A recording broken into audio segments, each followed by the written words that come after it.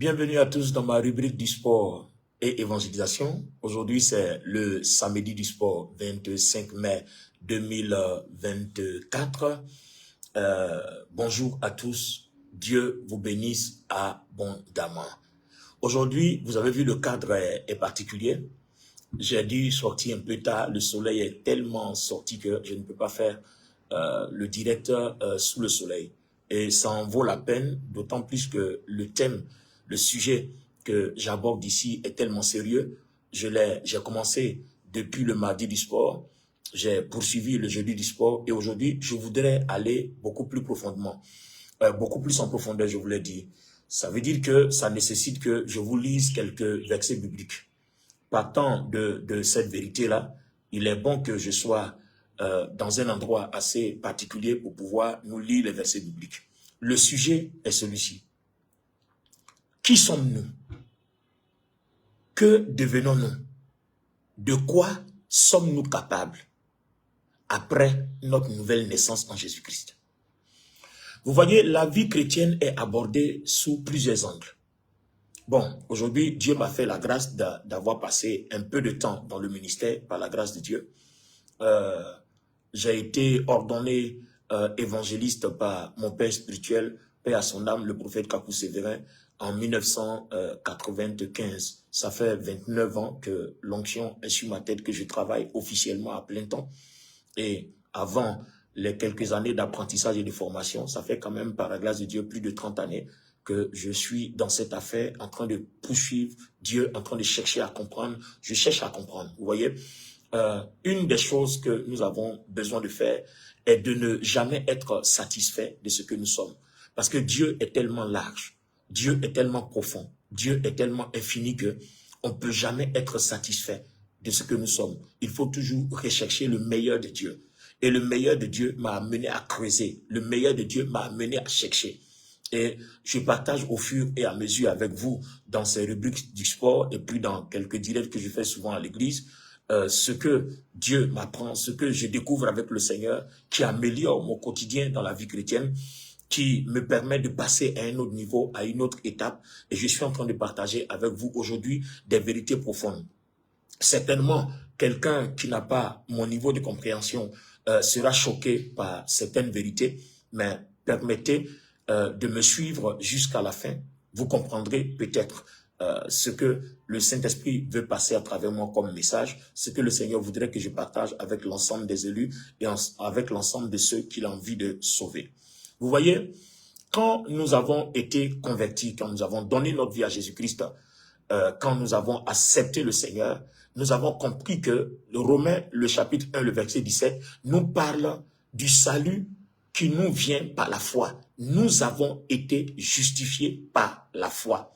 Et Tite nous dit, Tite, je crois le chapitre 3, nous dit que ce n'est pas parce que nous avons fait une œuvre que Dieu nous sauve, mais c'est parce que nous avons la foi que Dieu nous sauve, et cela vient de son amour, de sa grâce. Et Éphésiens le chapitre 2, le verset 8, va enfoncer le clou pour dire, le salut nous vient par pure grâce, par la grâce, par le moyen de notre foi. Et le verset suivant nous déclare que cela est fait de telle sorte que personne ne se glorifie. Vous voyez? Donc, nous tous, nous étions pécheurs, en ce sens que, condamnés à mourir, Dieu a permis que Jésus-Christ meure à notre place. De telle sorte que quelqu'un ne dira pas, c'est parce que j'ai fait telle œuvre que Dieu m'a sauvé. Dieu nous a sauvés parce qu'il nous aime, point, c'est tout. Maintenant, quand nous sommes sauvés et que nous sommes en Christ, qui sommes-nous? Que devenons-nous? Quoi sommes-nous capables? Parce que nous avons constaté que la vie chrétienne est quand même pas facile pour beaucoup. La vie chrétienne est quand même moins facile, moins difficile pour certains. Mais on a compris qu'il y a quand même des difficultés dues au fait que certaines vérités ne sont pas bien comprises. Certaines vérités ne sont pas bien comprises. Si nous comprenons ces vérités-là, nous rendons la vie chrétienne vivable, aisée. Nous avons une vie de paix. La Bible dit quoi? Si vous avez la foi, vous êtes sauvés. Vous bénéficiez de la grâce. Mais la grâce dont on bénéficie, c'est quoi la grâce? La grâce, c'est l'amour de Dieu manifester envers nous d'une manière particulière. Tout simplement, d'une manière particulière. C'est-à-dire, cette grâce n'a pas de limite. Elle ne regarde pas à qui tu es. Elle ne regarde pas à ce que tu fais. Mais elle regarde à l'amour de Dieu qui te sauve. Un point, c'est tout. Ça veut dire que quand je suis dans le Seigneur, je ne vais pas me culpabiliser parce que j'ai commis une faute, parce que j'ai commis une erreur, parce que j'ai commis un péché. Mais je vais plutôt compter sur ce que Dieu a fait par Jésus-Christ pour moi. Parce que si je veux regarder à ce que je suis, l'homme n'est pas parfait. Et l'homme ne sera jamais parfait. Et c'est la raison pour laquelle Dieu nous accorde la grâce, c'est-à-dire son amour indéfini, de telle sorte que nous ne soyons pas tout le temps sous l'effet de la culpabilité, sous l'effet de la condamnation. Parce que nos compétences et nos capacités ne nous donneront jamais rien et ne pourront jamais nous offrir notre délivrance. Si tel était le cas, Dieu n'allait pas nous sauver par grâce, il allait nous sauver sous nos compétences. Vous voyez, regardez un peu dans l'Ancien Testament. Autrefois, quand quelqu'un commettait un péché, qu'est-ce que la Bible dit? La Bible dit qu'il fallait envoyer un animal, sacrifier un animal, il fallait verser le sang de cet animal. Donc pour chaque péché commis, il va falloir un sacrifice pour le péché. Donc pour chaque péché, il faut un sacrifice pour le péché. Et à la fin de l'année, une fois par an, le souverain sacrificateur faisait l'expiation du péché pour tout le peuple. C'est-à-dire, il y a des péchés, par exemple, que on a commis, on a omis. Il y a des péchés qu'on a commis dont on ne se souvient pas. Donc, ces péchés-là, quand le souverain sacrificateur fait le sacrifice une fois par an, Dieu lui-même prend le soin de pardonner tout ça. Mais qu'est-ce que Hébreux 9 nous dit? Hébreux 9 nous dit que Jésus-Christ s'est sacrifié pour nos péchés une fois pour toutes. Une fois pour toutes. Lisez jusqu'au verset 12. Et même après. Donc, il est souverain sacrificateur selon l'ordre de Melchisédek une fois pour toutes. C'est-à-dire, pour chaque péché que tu commettras, même quand tu auras donné ta vie à Jésus, étant chrétien ou chrétienne, tu n'as pas besoin de sacrifice. Parce que le Seigneur Jésus-Christ l'a fait une fois pour toutes. Alors qu'avant, dans l'Ancien Testament, pour chaque péché commis, il fallait faire un sacrifice pour le péché. Donc, si dans l'année, j'ai commis 1000 péchés, je dois offrir 1000 sacrifices. Qu'est-ce que c'était archaïque? Qu'est-ce que c'était difficile? Alors que maintenant, Jésus-Christ a fait l'expiation une fois pour toutes. C'est-à-dire que si je suis chrétien et chrétienne, que je pêche, je n'ai pas besoin de sacrifice. Je suis pardonné, je suis purifié, je suis sanctifié, parce que ça a été fait une fois pour toutes. Bon, certaines personnes, je sais, ne vont pas accepter ces vérités-là, parce que tout simplement, on a hérité de la tradition qui dit que quand tu commets un péché, Dieu te frappe. Quand tu commets un péché, Dieu te quitte, ta communion est gâtée, Dieu te parle plus. C'est faux, c'est pas vrai. La foi vient de ce qu'on entend, et ce qu'on entend vient de la parole. C'est parce que la parole de Dieu dit. Alors, je ne suis pas là pour m'ériger en connaisseur, pour contredire les gens, mais en toute humilité, après toutes les années passées à rechercher les vérités, à rechercher une communion avec le Seigneur, à savoir comment les choses fonctionnent, permettez-moi de parcourir quelques vérités dans la Bible. Vous voyez, le péché est arrivé comment d'abord? Et puis d'ailleurs, qu'est-ce qu'on appelle péché? Il y a cette chose-là que les chrétiens font, et je crois que nous, les prédicateurs, c'est nous qui avons été, c'est nous qui sommes coupables, qui avons induit les chrétiens en erreur. Je vous explique pourquoi. Parce que on n'a pas enseigné aux chrétiens l'amour de Dieu de façon inconditionnelle. On a enseigné aux chrétiens que il faut mériter la grâce de Dieu, il faut mériter le pardon de Dieu, il faut mériter la sanctification, il faut mériter la sainteté. C'est-à-dire, il faut poser des actes pour que tu sois digne, que Dieu t'écoute. Il faut poser des actions pour que tu sois présentable aux yeux du Seigneur. Mais nous n'avons aucune action à faire. Nous avons reçu le salut par pure grâce. On ne mérite rien, justement. Parce que cela est un don afin que personne ne se glorifie, dit Éphésiens chapitre 2, le verset 8 jusqu'au verset 9. Afin que personne ne se glorifie. Si tu fais une œuvre, tu diras oui, comme j'ai jeûné, alors Dieu me pardonne. Et c'est ce qu'on faisait avant. Quand on commet un péché, on s'en va jeûner. Tant qu'on n'a pas jeûné, on n'est pas sûr que Dieu nous a pardonné. C'est une erreur grave. C'est comme si nous vivons encore sous la loi, alors que la foi vient de ce qu'on entend, et ce qu'on entend vient de la parole. Jésus-Christ est mort une fois pour toutes. Donc pour tous les péchés commis, c'est-à-dire pour tous les péchés passés, Il les a effacés pour tous les péchés présents. Ce sacrifice est valable. Et même les péchés futurs, ce sacrifice est valable. Donc, on n'a pas besoin d'aller jeûner, faire un sacrifice pour être purifié. Christ a déjà tout fait. Soit nous croyons à ce que Christ a fait, soit nous ne croyons pas. Un point. Voici le problème en fait. Et c'est une question de foi. C'est pour ça que la justice, cette justice-là que Dieu nous octroie par grâce, s'obtient par la foi. Ce qui est dit, c'est ce que je prends et c'est ce que je considère, c'est à ça que je crois. Donc, soit le salut qui est offert par grâce, tu ne crois pas à ça. Et puis, tu vas continuer à fournir tes efforts pour être parfait. Et Dieu ne va pas agréer cela parce que Dieu n'a pas besoin que tu fournisses des efforts. Christ a déjà fourni ces efforts-là pour que toi, tu sois parfait. Regardez un verset biblique. 1 Corinthiens 1, le verset 30.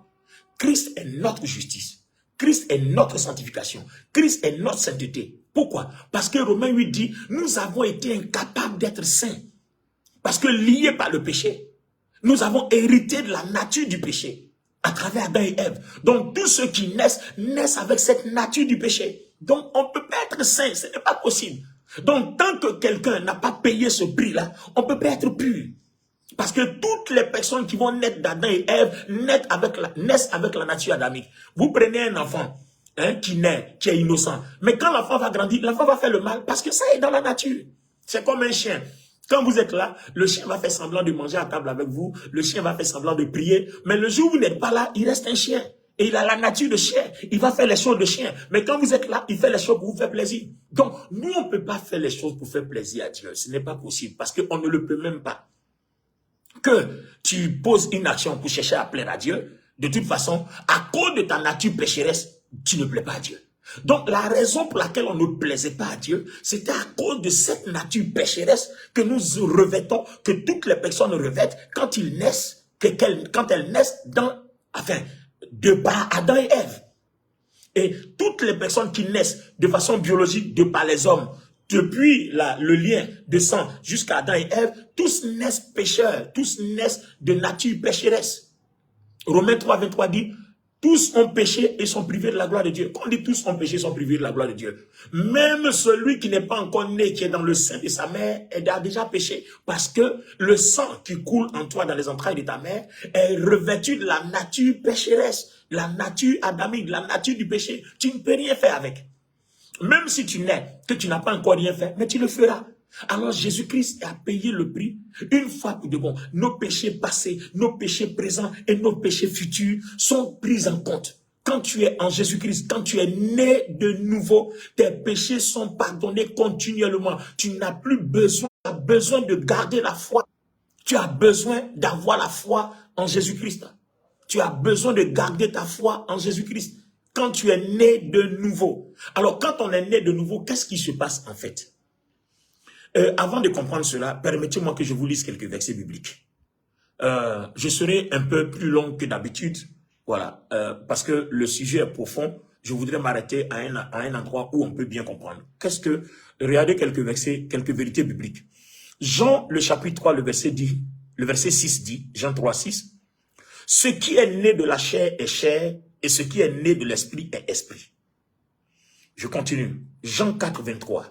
« Mais l'heure vient, et elle est déjà venue, où les vrais adorateurs adoreront le Père en esprit et en vérité.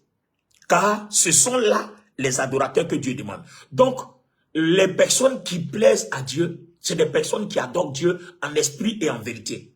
Maintenant, quels sont ces gens de personnes-là? Qui sont ces gens de personnes? Laissez-moi lire le dernier verset et je reviens à vous.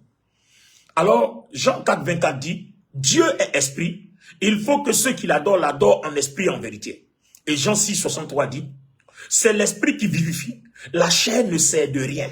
Les paroles que je vous ai dites sont esprit et vie. » Donc, les amis, vous voyez, ceux qui plaisent à Dieu, ce sont ceux qui adorent Dieu en esprit et en vérité. C'est-à-dire, ceux qui sont sauvés par grâce, par le moyen de leur foi, ceux-là, leur esprit est renouvelé, est créé à nouveau, est scellé au Christ.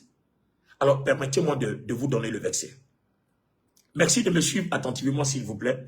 Je voudrais quand même sortir quelques vérités profondes des Écritures, d'accord? Et cela va nous aider.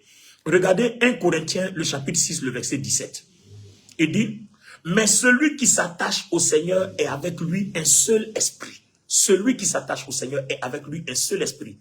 D'accord? Et si nous sommes un seul esprit avec le Seigneur, qu'est-ce que cela veut dire bibliquement? Cela veut dire bibliquement dans Éphésiens, le chapitre 1, le verset 13, en lui, vous aussi, après avoir entendu la parole de la vérité, l'évangile de votre salut, en lui, vous avez cru et vous avez été scellés du Saint-Esprit qui avait été promis. Vous avez été scellés du Saint-Esprit qui vous a été promis. Alors, regardez ce que Éphésiens 2,18 dit. Car par lui, nous sommes les uns et les autres, nous avons les uns et les autres accès auprès du Père dans un même esprit.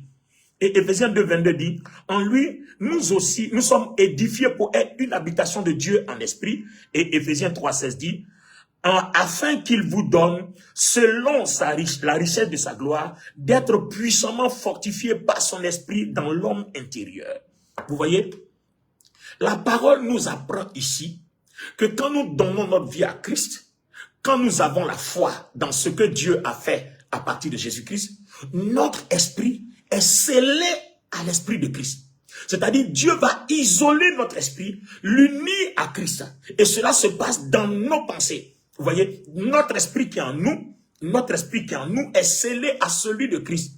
Donc, cet esprit-là ne peut plus pécher. Parce que Christ a vaincu le péché. Donc, regardez bien, ce n'est pas notre corps qui est scellé à l'esprit de Christ, mais c'est notre esprit. Parce que là, le verset précédent que je viens de lire dit que le corps n'est rien.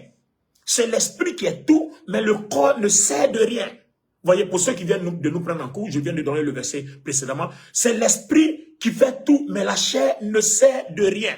Waouh, c'est fort, c'est fort. Jean 6, 63. C'est l'esprit qui vivifie, la chair ne sert de rien. Les paroles que je vous ai dites sont esprit et vie. Donc, les amis, c'est l'esprit qui vivifie, la chair ne sert de rien. Donc, on ne peut pas unir une chair qui est revêtue de la nature du péché à Christ, parce que Christ a vaincu le péché. Donc, c'est l'esprit, c'est notre esprit qui est uni à l'esprit de Christ. Donc, cet esprit-là est isolé de la chair, il ne pêche plus. Alors, n'oubliez pas que nous sommes faits de corps, d'âme et d'esprit. Je vais vous donner le verset au fur et à mesure de mon analyse. Vous voyez, on est fait de corps, d'âme et d'esprit. Donc, notre esprit est écarté, isolé et connecté, scellé. Donc, quand on vous dit quelque chose est scellé, c'est-à-dire plus rien n'a accès à ça. Donc, même quand vous êtes né de nouveau, s'il vous arrive de pécher, votre esprit demeure saint. Votre esprit demeure pur parce qu'il est scellé à Christ. Maintenant, vous voyez, quand quelqu'un est né de nouveau, c'est sûr qu'à cause de la puissance de l'esprit de Christ auquel on est scellé, cette puissance-là fait que nous sommes animés d'une autre pensée, d'une autre mentalité. Nous allons détester le péché, nous allons détester le mal. Mais ça ne veut pas dire qu'il ne peut pas nous arriver de pécher. Vous voyez, on va haïr le péché, on va détester le péché, mais ça ne veut pas dire qu'il ne peut pas nous arriver de pécher. S'il nous arrive de pécher, à cause de notre union, l'union de notre esprit avec celui de Christ, nous sommes automatiquement pardonnés parce que le sang de Christ qui découle de son œuvre nous purifie. Vous voyez, nous purifie. Donc en fait, quand nous péchons, ne confondons pas les choses. Ne faisons pas de confusion. Quand nous péchons, c'est notre chair qui est lié au péché, mais pas notre esprit. Notre esprit n'est plus lié au péché. Ce n'est pas possible. Alors, si quelqu'un voudrait bien que quelqu'un me donne un verset contraire pour que nous puissions continuer le débat, parce que c'est notre chair qui pêche, notre esprit pêche plus, parce qu'il est scellé. Voilà, Éphésiens le dit si bien, il est scellé. Il est scellé. Je lis encore pour vous permettre, Éphésiens le chapitre 1, le verset 13. En lui, vous aussi, après avoir entendu la parole de vérité, l'évangile de votre salut, en lui vous avez cru et vous avez été scellés du Saint-Esprit qui a été promis. Notre esprit est scellé du Saint-Esprit qui a été promis. Alors, c'est la raison pour laquelle Dieu veut que, si nous voulons l'adorer, nous l'adorons en esprit et en vérité. Pourquoi en esprit et en vérité? Pour la simple raison que Dieu ne communique plus avec la chair, mais il veut que notre chair soit sanctifiée pour lui appartenir, parce que notre être, corps comme chair, doit lui appartenir. Je vous donne quelques références bibliques ici. Alors, suivez ici. Romains, le chapitre 8, le verset 11 dit, « Et si l'esprit de celui qui a ressuscité Jésus d'entre les morts habite en vous, celui qui a ressuscité Christ d'entre les morts rendra aussi la vie à vos corps mortels par son esprit qui habite en vous. » Je vais l'expliquer tout à l'heure. Romains 8, 15 dit, « Et vous n'avez point reçu un esprit de servitude pour être encore dans la crainte, mais vous avez reçu un esprit d'adoption par lequel nous crions Abba Père. » Écoutez, les amis, écoutez, c'est des vérités qui ne sont pas faciles à supporter. Il faut des années, des années, des années. Moi, je les ai comprises au bout de 30 ans. Parce que ce n'était pas facile à les concevoir vu la tradition qui avait été déjà sémée en nous. Vous voyez? Donc, l'esprit, la puissance qui a ressuscité Jésus d'entre les morts, c'est cet esprit-là qui habite en nous. Donc, cet esprit-là rendra la vie à nos corps mortels au moment où Dieu doit nous sauver. Donc, Dieu voudrait que pendant que nous sommes dans notre nouvelle naissance, nous vivons notre nouvelle naissance, nous permettons à notre corps d'être sanctifié, d'être purifié. Parce que déjà, ce corps est voué à la mort. Alors, le danger de vivre dans le péché quand on est dans la nouvelle naissance, il faut le comprendre ceci. Si vous péchez, vous n'avez pas besoin de vous culpabiliser parce que le péché ne touche pas votre esprit si vous êtes né de nouveau.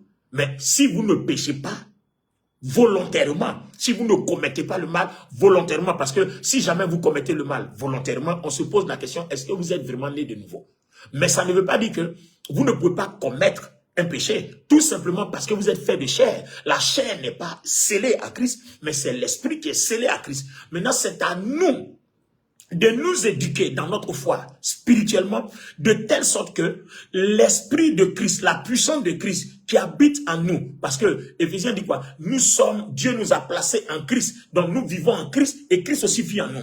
Et si nous vivons en Christ, que notre esprit est scellé à l'esprit de Christ, c'est-à-dire que dans notre esprit, il y a la puissance de la résurrection. Dans notre esprit, il y a la puissance de la guérison, il y a tous les dons. Il y a les dons d'inspiration, il y a les dons de puissance, il y a les dons de révélation, il y a toute la grâce du Saint-Esprit, il y a les fruits de l'esprit, il y a tout ce qu'il nous faut dans notre esprit. Donc, là où vous êtes, si vraiment vous êtes chrétien, que vous êtes né de nouveau, tout ça est dans votre esprit. C'est vous qui devez laisser couler tout ça là pour assujettir votre chair, pour que vous ayez la paix.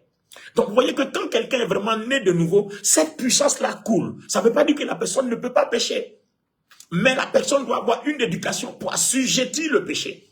C'est là que vous démontrez votre nouvelle naissance. Vous voyez, mais cela ne peut pas se faire par vous. Cela se fait en confiant tous les domaines de votre vie au Seigneur.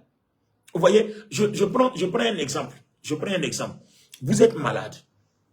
Vous avez besoin, vous voulez être guéri, vous voulez que Dieu vous guérisse.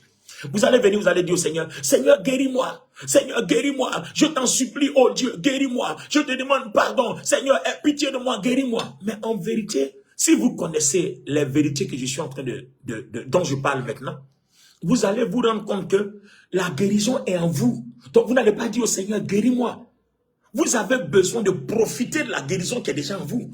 Vous avez besoin de vous accaparer la guérison qui est déjà en vous.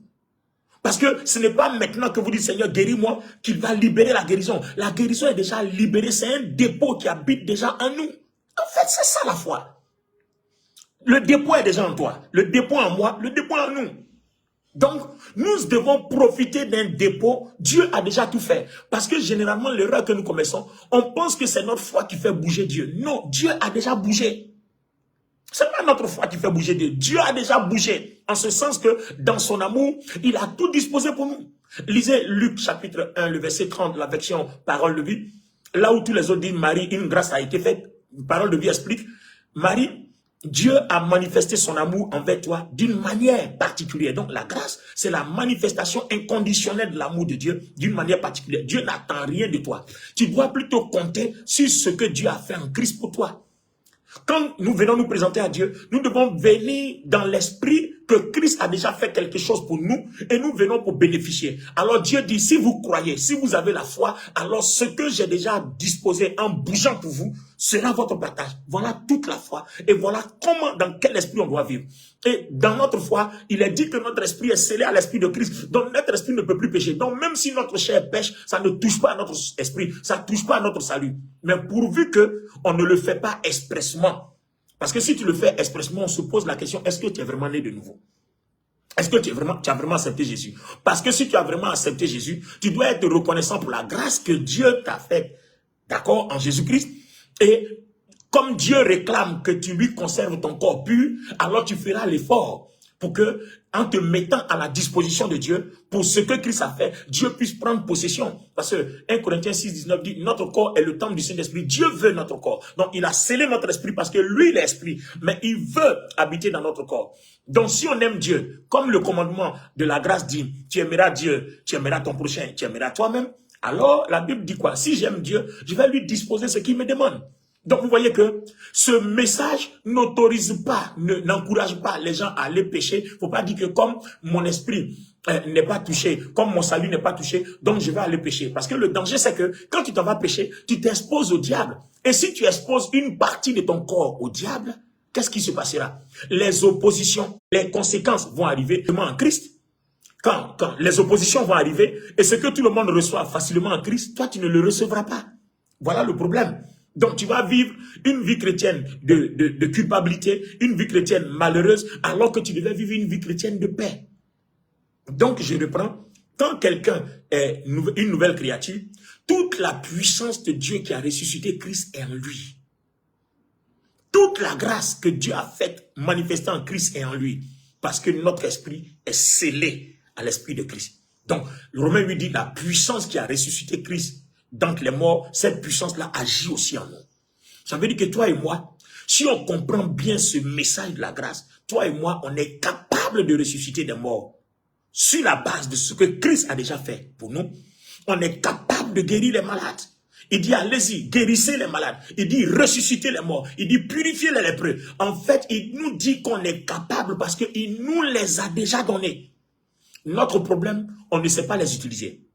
On est tellement focalisé sur ce qu'on nous a donné avant. Pour dire que quand tu as commis un péché, Dieu ne parle plus avec toi. Donc cette culpabilité détruit les ressources de notre foi. Même si tu as commis un péché, Dieu peut t'utiliser. Il va toujours t'utiliser parce que ton esprit n'est pas touché. Mais je répète toujours, pour ceux qui viennent de nous prendre en cours, ça ne veut pas dire qu'il faut aller pécher. Je viens de l'expliquer précédemment pour ceux qui viennent de nous prendre en cours. Vous voyez, quand vous péchez, vous vous exposez à des conséquences parce que vous donnez accès à Satan dans votre corps. Satan n'a plus accès à votre esprit, mais vous donnez accès à Satan dans votre corps et il peut détruire votre corps. Et s'il détruit votre corps, votre esprit ne peut pas vivre sur la terre, donc vous allez mourir. C'est pour ça que Romains, le chapitre 8, le verset 6, lisez la version King James en français, lisez la version Darby, il dit bien, les pensées de la chair, c'est la mort, mais les pensées de l'esprit, c'est la vie et la paix. Donc là où Dieu a scellé notre esprit à l'esprit de Christ, nous avons la vie et la paix. Donc éloignez-vous de toute culpabilité si vous arrivez de pécher. Si vous savez que vous ne l'avez pas fait consciemment, éloignez-vous. Et même si il vous est arrivé de faire consciemment, que vous savez que vous n'avez plus envie de recommencer, alors le Seigneur dit quoi? Déchargez-vous sur moi de tous vos fardeaux. Si vous revenez, il vous pardonne. Et le diable, lui, qu'est-ce qu'il veut faire? Il veut vous culpabiliser. Il veut tout faire pour vous croire que vous n'êtes pas correct, vous n'êtes pas parfait. Et c'est ça qui fait que Dieu ne peut plus utiliser certaines personnes. Donc, dès l'instant où tu as péché, le diable met dans ton esprit, c'est fini, t'as abandonné. Et c'est l'évangile que nous avons prêché autrefois aux chrétiens, aux fidèles. Et ça fait qu'aujourd'hui, on ne forme plus de bons chrétiens. On forme des chrétiens coupables. Après un péché, ils sont coupables. Ils se disent, oh, c'est fini, Dieu m'a abandonné, Dieu m'a laissé, c'est faux. Quand tu as commis un péché, si tu es né de nouveau, Dieu ne t'a pas abandonné. Dieu ne t'a pas laissé. Parce que tu n'as plus la nature du péché. Christ est mort, cette nature du péché a été détruite. Dieu t'a donné sa nature. Et sa nature-là, il a scellé ton esprit avec. Et cette nature-là doit maintenant couler pour sanctifier ton corps tous les jours que Dieu fait. Donc, tu n'as plus la nature du péché. Et comme tu as encore ton corps, alors ton corps est une porte. Donc, si tu gardes ton corps, alors tu ne pécheras plus. Donc, vous voyez, on peut vivre sans péché.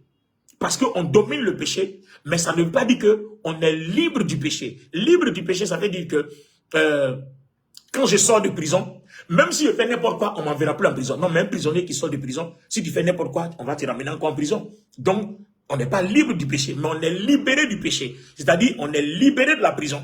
Donc, quand tu sors de la prison, il faut te comporter de telle sorte que tu ne retournes plus en prison.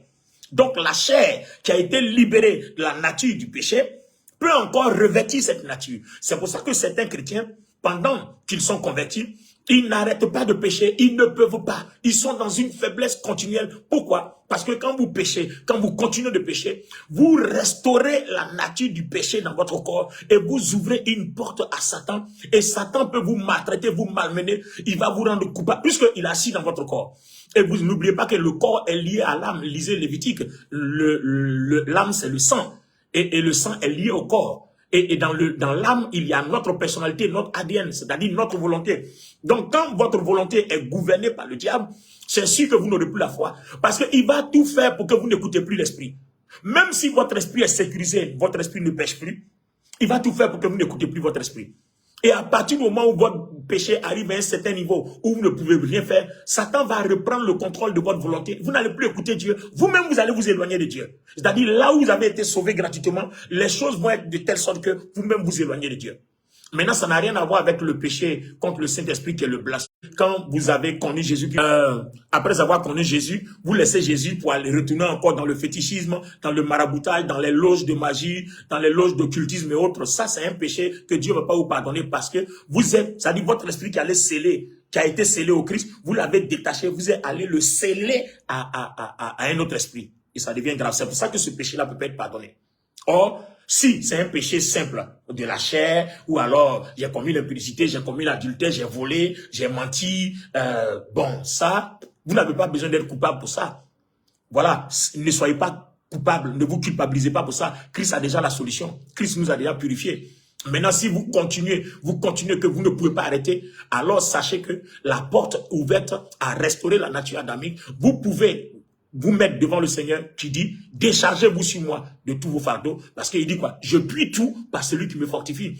Donc, allez-y au Seigneur. Seigneur, voilà, je suis né de nouveau, mais je n'arrive pas à me débarrasser de cette chose. Or, tu dis bien que de venir à toi par ce que Christ a fait pour nous. Pour ce que Christ a fait pour nous. Donc, je ne viens pas à toi. Si je le pouvais me purifier, je ne serais pas venu à toi. Or, tu as dit que si on vient, tu nous déchargeras. Donc, je viens te confier telle chose, je n'arrive pas à faire, décharge-moi. J'ai un témoignage à ce sujet. Une de mes filles, née de nouveau, bien zélée, elle prophétisait à l'église. Mais elle était liée par la cigarette. Quand, avant sa conversion, c'était sa faiblesse. Elle était liée par la cigarette. Elle n'arrête pas de fumer. Impudicité même qui est difficile, dans les rapports sexuels difficiles, elle a pu arrêter ça. Mais la cigarette, elle ne pouvait pas. Au point même que, quand elle vient à l'église, elle peut prophétiser et sa prophétie est juste. Cependant, elle peut sortir aller fumer. Et comme la cigarette dégage une odeur sur elle, elle continue à la maison. C'est-à-dire, elle était devenue esclave. Comme Robin dit, ne savez-vous pas que quand vous vous confiez à quelqu'un, vous devenez esclave de celui à qui vous vous confiez. Vous voyez? Et quand elle était fatiguée, au point même que quand elle voit quelqu'un fumer à la télé, tout de suite, là, ça lui donne envie de fumer. Elle ne tient pas. Quand quelqu'un jette un mégot de cigarette, elle s'en va l'écraser parce qu'elle a envie de prendre fumer. C'était devenu un esclavage. Le diable s'était emparé d'elle à un certain niveau et elle était torturée en elle alors qu'elle était née de nouveau. Elle prophétisait, elle aimait le Seigneur. Vous voyez, c'est comme ce que Romains le chapitre 7, à partir du verset 15 dit, je sais faire le bien, je veux faire le bien, mais je n'y arrive pas parce que toutes les fois que je veux faire le bien, je me rends compte que dans ma chair, il y a une autre loi qui lutte contre la loi de mon entendement, c'est-à-dire la loi de mon esprit. Mon esprit est scellé à Christ. Mon esprit me dit de bonnes choses, mais je ne peux pas faire parce que moi-même j'ai donné accès à Satan dans mon corps, donc il m'empêche de faire ce que l'esprit me dit. Parce que n'oubliez pas que Dieu ne vous force pas. C'est votre volonté qui décide. Et pour que votre volonté ait la force de décider ce que Dieu vous dit, il va falloir que vous débarrassez de votre chair tout ce qui est péché. En faisant quoi? En laissant la gloire de Dieu qui est scellée dans notre esprit couler dans notre corps. Et ça va faire l'objet d'un autre sujet. Parce que comment laisser notre esprit qui est scellé au Christ, la puissance de Dieu, la gloire de Dieu qui est en nous, comment laisser couler dans notre corps? Un chrétien né de nouveau ne peut pas souffrir vis-à-vis du péché. Doit être capable de dominer. Mais ça ne veut pas dire que tu ne peux plus pécher parce que tu es toujours dans le corps. Pour ceux qui viennent de nous prendre en cours, je l'ai dit précédemment. Vous voyez, tu es toujours dans le corps. Donc, tu peux toujours pécher. Mais si tu as péché, ton esprit est scellé à Christ. Christ t'a déjà purifié. Parce que la puissance de Christ qui a brisé le péché, qui purifie le péché, est scellée à ton esprit. Et comme tu es fait de corps, d'âme et d'esprit, alors si ta volonté permet à Christ de couler, alors la gloire de Dieu coule, ça te purifie. Mais comme le diable est dans ton corps, il te culpabilise. Or, avec la culpabilité, tu ne peux pas être agréable à Dieu parce que, Hébreu, on dit sans la foi, il est impossible d'être agréable à Dieu. Vous voyez? Donc, il faudrait que votre foi, la foi vient de ce qu'on entend vient de la parole, votre foi dise à la culpabilité, non, tu ne peux plus me culpabiliser parce que Christ a scellé mon esprit à son esprit depuis ma nouvelle naissance, depuis que j'ai donné ma vie à Jésus-Christ par la foi, depuis que je suis baptisé dans le Seigneur, mon esprit est uni, parce que c'est ce que Romains 6 dit, mon esprit est uni après les eaux du baptême au Seigneur par la foi, donc tu ne peux plus me culpabiliser. Mon esprit est uni au Seigneur par la foi, tu ne peux plus me culpabiliser. Même si j'ai commis un péché, Dieu ne me condamne pas. Parce que Romains 8 dit, il n'y a plus de condamnation. C'est ce que j'entends. La foi vient de ce qu'on entend. La foi dit, il n'y a plus de condamnation. Maintenant, Paul dit bien, est-ce que parce qu'il n'y a plus de condamnation, il faut aller pécher? Non. Parce que si tu pêches, ce que je viens de dire là, t'arrivera. Si tu as ouvert une porte, que tu as restauré la nature du péché dans ton corps, alors le diable va s'emparer de ta volonté et il va faire de telle sorte que les bonnes choses que Dieu veut faire avec toi, tu ne puisses pas faire parce que si tu n'écoutes pas l'esprit, ça ne marchera pas. Pourquoi je dis ça? Romains 8, 14 dit, tous ceux qui marchent selon l'esprit sont fils de Dieu. Et les fils de Dieu sont héritiers et co-héritiers avec Christ. Vous voyez, co-héritiers. Christ et moi, on est scellés, on est unis, on est co-héritiers. Ça veut dire que co-héritier, ça veut dire quoi? Quand vous deux, vous êtes co-signataires sur un compte bancaire, si un donne sa signature, l'autre ne donne pas sa signature, il ne peut pas retirer l'argent. Or, Christ a déjà vaincu le péché. Il a purifié le péché une fois pour de bon. Donc, que Satan veuille ou pas, même il m'arrive de pécher, Satan ne peut pas avoir accès à mon esprit parce qu'il y a deux signataires. Même si moi je suis d'accord à cause de la faiblesse de la chair, mais Christ ne sera jamais d'accord parce que Satan, il a déjà vaincu, il le tient sous ses pieds, il ne peut rien faire. Donc, voilà comment il faut comprendre la chose. On est co-signataire, donc on a été adopté, on est co-héritier. Donc, quand tu es adopté là, c'est-à-dire, il y a une incapacité de tes autres parents là, donc on t'a pris, et puis toi, tu es capable d'élever l'enfant, vous voyez? Donc, les autres parents ne peuvent plus venir agir parce que toi, tu as l'autorité parentale désormais, c'est toi qui décides de tout. Même s'ils peuvent se plaindre, mais le décideur, celui qui donne autorisation, l'autorité, je veux dire autorité, c'est toi. Quand tu es adopté, celui qui t'a adopté, il devient l'autorité. Donc, Satan, même s'il fait n'importe quoi avec notre corps, mais il ne peut pas toucher notre esprit. Donc, le Seigneur Jésus dit bien dans les évangiles, n'ayez pas peur de celui qui peut tuer la chair, mais ayez peur de celui qui peut tuer l'esprit. Si tu commets un péché de blasphème contre le Saint-Esprit, en abandonnant Dieu pour aller te prosterner dans les loges, dans la magie, dans le fétichisme, maraboutage et autres, à ce moment précis-là, ton esprit va mourir. C'est-à-dire, Dieu va te quitter. Et si tu meurs, ton esprit va aller en enfer. Parce que la mort dont on parle, la mort de l'esprit, vous savez, un esprit ne meurt pas. Un esprit, il est éternel. Vous voyez, parce que ce n'est pas une matière périssable. Donc, la séparation de Dieu d'avec ton esprit va aller en enfer. C'est ce qu'on appelle la mort. Et c'est ce qui s'est passé dans le jardin d'Éden. Dans le jardin d'Éden, quand Dieu a fait la poussière, d'accord, dans Genèse chapitre 2, quand Dieu a fait la poussière, il a soufflé, l'homme est devenu une âme vivante. Donc, c'est l'Esprit de Dieu qui est venu, qui a permis à l'homme d'avoir une âme, une volonté, d'avoir un corps. Donc, c'est l'Esprit qui donne vie à la chair. C'est l'Esprit qui donne pouvoir à la chair. C'est l'Esprit qui contrôle la chair. Donc, les éléments qui permettent à la chair de vivre, c'est l'Esprit. Or, ces éléments-là sont dans toi et moi, notre esprit. Donc, on a les capacités de crier à Dieu et d'avoir la guérison parce que ce qui guérit est en nous, ce qui délivre est en nous, ce qui donne la vie est en nous, la puissance là est en nous. Donc, si nous donnons autorité, alors ça passe. Et c'est pour ça que le diable nous fatigue dans la chair. Il veut utiliser la chair pour brouiller notre foi, pour ne pas qu'on comprenne le phénomène que Dieu a installé, bien installé en nous, de telle sorte que on puisse vivre une vie chrétienne dans la souffrance. On manque d'argent, on manque de moyens matériels, on manque d'enfants, on manque de mariage, on manque de paix, on manque de santé, on manque de tout ça, alors que tout ça est déposé en nous. Vous voyez, qu'est-ce que le diable a fait? Il est venu voir Adam et Ève, il leur a dit, c'est faux, hein? Si vous continuez d'écouter Dieu, ça ne va pas marcher, hein? Parce que Dieu vous interdit de manger ce qui se passe dans le jardin, parce qu'il ne veut pas que vous soyez comme lui. Mais si vous devenez comme moi, vous allez voir beaucoup de choses. C'était une ruse. Comme le dit Ephésiens 6, résistez aux ruses du diable. Voilà. Revêtez-vous des armes spirituelles, résistez aux ruses du diable. Et une des armes, c'est la foi. Vous voyez? Et quand ils ont écouté, Satan a éloigné. Parce que quand vous décidez, vous donnez accès, vous décidez, vous donnez accès, pouvoir à Satan de contrôler votre esprit. Donc Satan a éloigné parce qu'en ce moment-là, l'esprit n'était pas scellé. Dieu comptait sur notre... Vous voyez, Dieu comptait sur l'obéissance d'Adam et Ève pour continuer sa relation avec eux. Parce que l'esprit scellé, c'est quoi? C'est une relation. Donc cette relation-là, Dieu venait, il repartait. Or là, maintenant, aujourd'hui, notre esprit est scellé. Pour ceux qui viennent de nous prendre en cours, comme je l'ai dit précédemment, notre esprit est scellé. Il n'y a pas une affaire de Dieu vient dans le jardin, il parle, il s'en va. Non, il est scellé. C'est-à-dire continuellement, H24, 24 sur 24, il est scellé, il est là, il ne bouge pas. Vous pensez que si Dieu était dans le jardin là, le serpent allait rentrer pour venir faire quelque chose à Adam et Ève? Non, il n'allait pas pouvoir. C'est pour ça que Christ est scellé à notre esprit et on ne peut rien. Satan va beau faire, il ne peut rien. Vous voyez? Donc, la nature adamique qu'il a donnée à Adam, ça fait que toutes les personnes qui naissent de par Adam, de la chair et le sang, vous voyez, de la chair et le sang, c'est cette nature adamique-là, c'est la chair et le sang. Donc, toute personne qui naît avec la nature adamique. Et Christ maintenant va rompre, va briser cette nature adamique-là. Il va briser cet esprit-là qui nous a scellés au diable. Et maintenant, il va sceller, il va recréer notre esprit qui était mort. Il va sceller ça avec l'esprit du Père. Et désormais, nous sommes en sécurité. S'il nous arrive de pécher, tant qu'on ne l'a pas fait de façon volontaire, on est automatiquement pardonné. On est pardonné même avant même qu'on pêche. On est automatiquement pardonné. Je n'ai même pas besoin de dire, Père, pardonne-moi. Mon esprit libère ce qu'il faut. Mais sauf si tu crois, si tu comprends ce que je suis en train de dire, que tu marches dans cette foi-là, alors c'est ce qui se passe.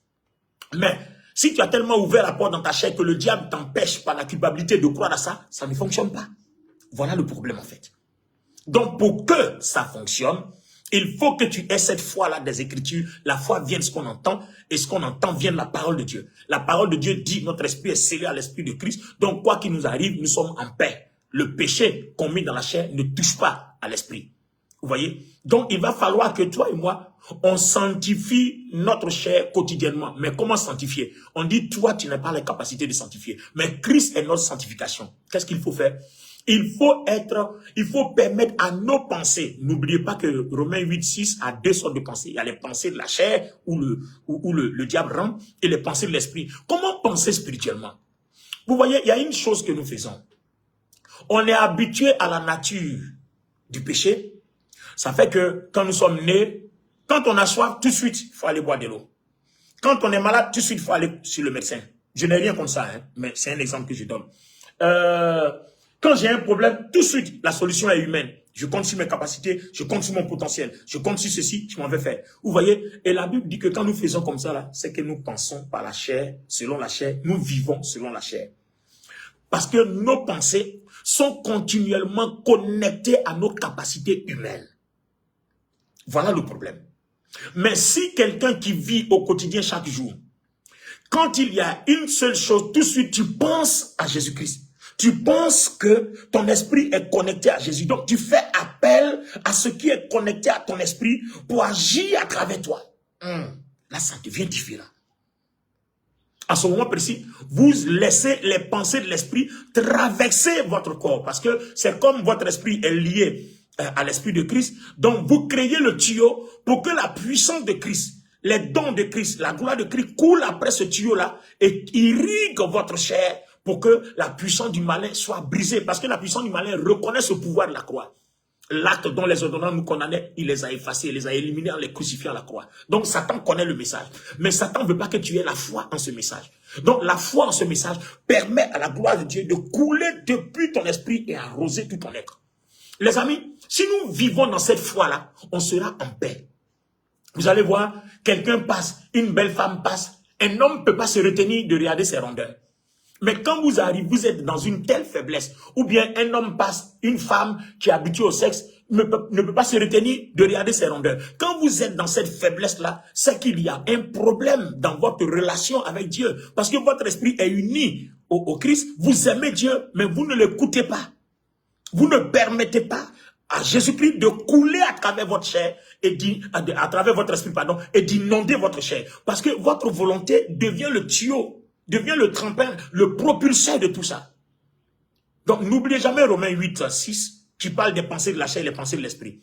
Donc, affectionnez-vous aux choses d'en haut et vous ne commettrez pas les désirs de la chair. Affectionnez-vous aux choses d'en haut. C'est-à-dire, tous les jours, je lis la Bible. Je mets dans mes pensées ce qui doit entrer pour fortifier mon esprit, pour permettre à mon esprit de pouvoir couler. C'est pour ça que le Seigneur a dit à ses disciples, cette sorte de démon ne sort que par le jeûne et la prière. Il donnait un message fort. C'est-à-dire que votre esprit n'est pas assez fortifié. Mais au moment où il parlait, ils n'étaient pas encore scellés. Parce que là aussi, c'est un autre sujet. Quand vous voulez comprendre les évangiles, n'oubliez pas, il y a ce que Jésus a dit avant la croix, et puis il y a ce que Jésus dit après la croix. Ne mélangez pas les deux. Parce qu'avant la croix, les disciples, leur esprit n'est pas encore scellé. C'est pour ça que quand Pierre l'a renié, il a pardonné. Parce qu'en temps normal, tu renies Jésus, il ne va pas te pardonner. Voilà, quand tu l'as renié, c'est comme c'est un blasphème contre le Saint-Esprit. Mais Pierre n'était pas encore scellé. Donc, il connaissait la faiblesse de Pierre. Ça veut dire que Jésus lui-même, souvent, il guérit et puis il dit, allez-y, dit au sacrificateur, montrez-vous au sacrificateur et puis faites le sacrifice. Donc, Jésus, pendant ce temps, il était en train de vivre pour vaincre la loi parce qu'il a vécu parfait. Lisez Hébreux 1 et 2. Il a été semblable à nous. Donc, si tu n'as pas vaincu la loi, comment toi, tu vas nous aider à gérer la loi? Comment tu vas nous aider à vaincre la loi? Donc, Jésus d'abord est venu comme homme, il a vaincu la loi. Donc, n'oubliez pas que tout ce que Jésus disait aux disciples avant la croix, il y a la façon de comprendre. Et puis, ce que Jésus dit aux disciples après la croix, il y a la façon de comprendre. Donc, faisons attention quand nous analysons les versets. Je passais juste par là.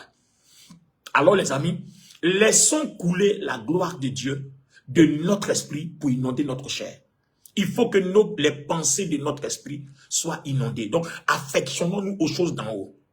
Si vous, dans votre quotidien, vous aimez que regarder la télé, ça veut dire que vous vous affectionnez aux choses d'en bas. C'est-à-dire, vos pensées ne sont que charnelles. Et si vos pensées ne sont que charnelles, la puissance de Dieu ne passera pas parce que vous ne lui ouvrez pas la porte. Je ne suis pas en train de dire qu'on ne regarde pas la télévision, je regarde la télé. Mais, quand tu vas t'asseoir devant la télé, du matin jusqu'au soir, ça veut dire vous prenez quelqu'un qui est devant Netflix, qui va regarder les films de drogue, les films de machin, tous les films là, jusqu'à même regarder pornographie à 1h, 2h du matin, tu es déçu. C'est qu'il y a un problème. Il faut comprendre qu'il y a un problème. Ça veut dire que tu vis selon la chair. Parce que tout ce que tu regardes là, ça va entrer dans tes pensées. Si vous avez remarqué avec moi, certainement les gens qui sont passés par là vont comprendre. Regardez, quand vous regardez un film d'horreur, ou souvent un film pornographique, ou bien quelque chose comme ça, quand vous partez dormir, la même chose vous arrive dans votre sommeil. Après, quand vous réveillez, mari de nuit sort, garçon de nuit, ou bien femme de nuit sort. Mais c'est faux, ça ne peut pas sortir puisque tu laisses entrer ces choses-là. C'est tout ce que tu as passé ton temps à faire dans la journée. Tu as passé ton temps à regarder les films pornographiques et c'est ta pensée, les pensées de ta chair ont inondé ta volonté. Donc ta volonté bascule vers là-bas. C'est normal. Et le Seigneur ne pourra rien faire puisque c'est toi qui donnes accès. Lui, il a déjà sécurisé ton esprit. Il te demande de donner accès à ton esprit pour sécuriser ta chair. Voilà l'évangile de la grâce. Il a sécurisé ton esprit. Toi-même là, laisse maintenant accès aux pensées de l'esprit pour sécuriser ta chair. Parce que Dieu dit, s'il sécurise ta chair, alors tu jouiras pleinement. Mais il ne peut pas unir la chair à son esprit parce que lui, l'esprit, il ne peut pas unir la chair. La chair est poussière. Donc, il ne peut pas unir une poussière. La chair est fabriquée. Alors que l'esprit est éternel. L'esprit n'est pas fabriqué. Donc, quelque chose qui est périssable, fabriqué, Dieu ne peut pas l'unir à son esprit. Alors, Dieu te donne les capacités de gérer ta chair et uni au Christ par nous. Vous voyez, quand notre esprit est uni au Christ par la puissance du Christ qui habite en nous, quand notre esprit est uni au Christ par la puissance du Christ qui coule en nous, nous devons permettre à l'esprit de Dieu de couler. Alors, qu'est-ce que nous devons faire? Seigneur Jésus, me voici avec toutes mes faiblesses. Je suis venu décharger sur toi tous mes fardeaux. Je suis venu te permettre de me rendre libre. Rends-moi libre, Seigneur. Je crois que tu as tout disposé. J'appelle la guérison, j'appelle la délivrance dans telle partie de mon corps. Donne-moi ta nature, la nature qui coule dans mon esprit. Je veux maintenant qu'elle coule. Et pendant que je parle, je prie que cela soit ainsi. Et cela est ainsi parce que tu l'as déjà fait. Vous voyez? Donc, nos prières souvent doivent consister à laisser Dieu agir, à laisser Dieu prendre le contrôle. Et la plupart des temps, on aime tellement la chose charnelle que nous faisons qu'on n'est pas capable de dire à Dieu, Seigneur, viens prendre le contrôle. Parce que s'il prend le contrôle, on va abandonner ce qu'on aime. N'oubliez pas que là, c'est une pensée charnelle. Et là, vous ne pourrez pas vous en sortir. Vous voyez? Donc, pour vous en sortir, il faut dire à Dieu, si vous voulez la paix, dites à Dieu, je m'abandonne à toi. Et le témoignage de ma fille qui était liée par la cigarette, un jour, elle en avait assez, elle était fatiguée. Venez à moi, vous tous qui êtes fatigués et chargés, je vous donnerai du repos. Elle s'est mise à genoux dans sa chambre, alors que des pasteurs lui ont fait des délivrances, mais ça n'a pas marché. Vous voyez, on confond le problème de délivrance. Les messages, on les comprend mal. Ça n'a pas marché. Les délivrances qu'on lui a faites n'ont pas marché. Vous savez pourquoi? Parce que quand vous n'êtes pas en Christ, que votre esprit n'est pas scellé, uni à celui de Christ, que vous n'êtes pas enfant de Dieu, à ce moment précis-là, vous avez les liens. Parce que la nature adamique, les liens sont dedans. Mais une fois que vous êtes en Christ, que votre esprit est scellé, alors, parce que le problème c'est quoi? C'est votre esprit qui donne pouvoir à la force d'agir, à la chair d'agir. Donc, une fois que Christ a uni votre esprit à lui, donc Christ ne donne plus pouvoir à la chair d'agir. Donc, si jamais vous êtes lié à quelque chose, c'est vous-même qui devez fermer. Parce que votre esprit ne donne plus pouvoir à la chair d'agir. C'est pour ça qu'on dit, quand vous péchez, vous donnez accès à Satan. Ce n'est pas Dieu, ce n'est plus votre esprit. Mais celui qui est païen, qui n'est pas encore converti, qui n'est pas encore à Christ, en ce moment précis-là, lui, c'est son esprit qui donne pouvoir à cause de la nature du péché. Donc, il est sans force, il ne peut rien faire. Mais quand vous êtes converti, vous êtes né de nouveau, et que Romains 7,15 dit, je veux faire le bien, mais je n'y arrive pas, c'est qu'il y a quelque chose qui lutte. Alors, c'est que vous avez donné accès, vous devez déposer, vous devez fermer cette porte-là. Il suffit d'aller en prière et puis dire à Dieu, Seigneur, je dépose à tes pieds ma faiblesse. Voici ma faiblesse. Il faut être honnête, dire à Dieu, voici ma faiblesse, je dépose ça à tes pieds. Je n'y arrive pas, aide-moi. C'est ce que ma fille a fait. Elle a fléchi les genoux, elle dit, Seigneur, j'ai fait des délivrances, j'ai fait partout, je souffle la cigarette. Pourtant, je prophétise à l'église, mes prophéties sont justes. Mes prophéties sont justes. Mais Seigneur, toi-même, tu sais. J'ai lutté par mes propres forces, je ne peux pas. Mais si tu ne me délivres pas, je ne pourrai pas être délivré. Si tu ne me délivres pas, je ne pourrai pas.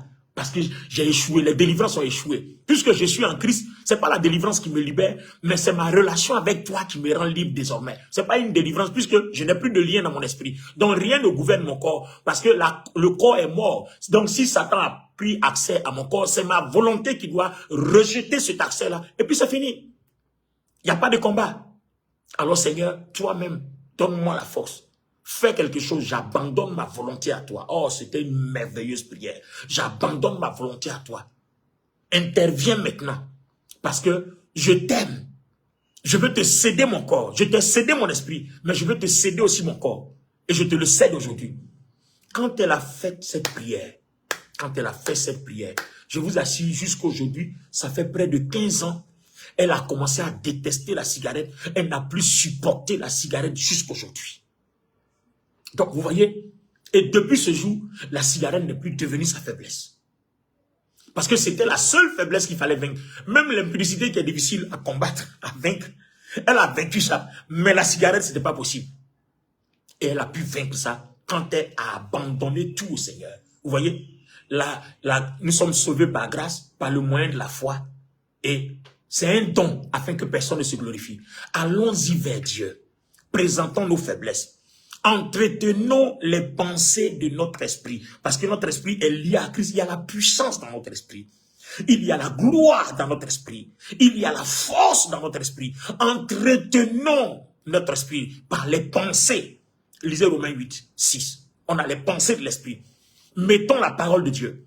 Tu vois quelque chose que tu sais que ça ne va pas t'arranger, que ça va faire entrer des images en toi. Faut abandonner. Prenons Genèse chapitre 6 et prenons Genèse chapitre 11. Il dit quoi? Les pensées de l'homme sont telles que tout ce qu'ils ont projeté, l'image qui est rentrée en eux, c'est devenu une force. On ne peut plus rien faire. Lisez bien. Faites attention à toutes les images que vous faites entrer. Lisez Genèse 6, lisez Genèse 5, les premiers versets 1 jusqu'à 10, vous allez voir. C'est écrit. L'imagination de l'homme est telle qu'on ne peut plus rien faire. Donc, ce que vous faites entrer dans vos pensées devient une forteresse. Si vous faites entrer dans les pensées de la chair, dans votre chair, dans des imaginations charnelles dans votre chair, la pensée, parce que la pensée, c'est un pouvoir. N'oubliez pas que la pensée, c'est un pouvoir. Pour ceux qui veulent opérer spirituellement dans le surnaturel, la pensée est un pouvoir. Peut-être que vous ne le savez pas. Il va falloir peut-être qu'un jour on en parle. La pensée, les amis, est un pouvoir. Il y a la pensée de la chair. C'est là-bas que le pouvoir du diable opère. Mais le pouvoir du diable n'opère plus dans l'esprit. Pour ceux qui sont nés de nouveau après la croix. Parce que notre esprit est scellé pour être uni au Christ. Donc ces pensées-là libèrent la puissance de l'esprit. La puissance de l'esprit coule à travers nous. Donc si nous savons libérer les pensées de l'esprit pour que la puissance de l'esprit coule à travers nous, on n'aura plus de soucis de péché. Ça ne veut pas dire qu'on ne peut plus pécher, mais ça sera plus un souci. Même si je pêche, je sais que c'est pardonné.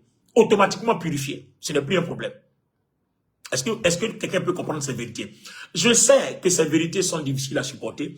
Certains vont être choqués, mais écoutez, c'est la vérité de l'évangile. Si nous voulons manifester la puissance de Dieu, depuis que je suis dans le ministère plus de 30 ans maintenant, par la grâce de Dieu, les amis, les miracles que j'ai opérés facilement viennent de la connaissance de ce message-là.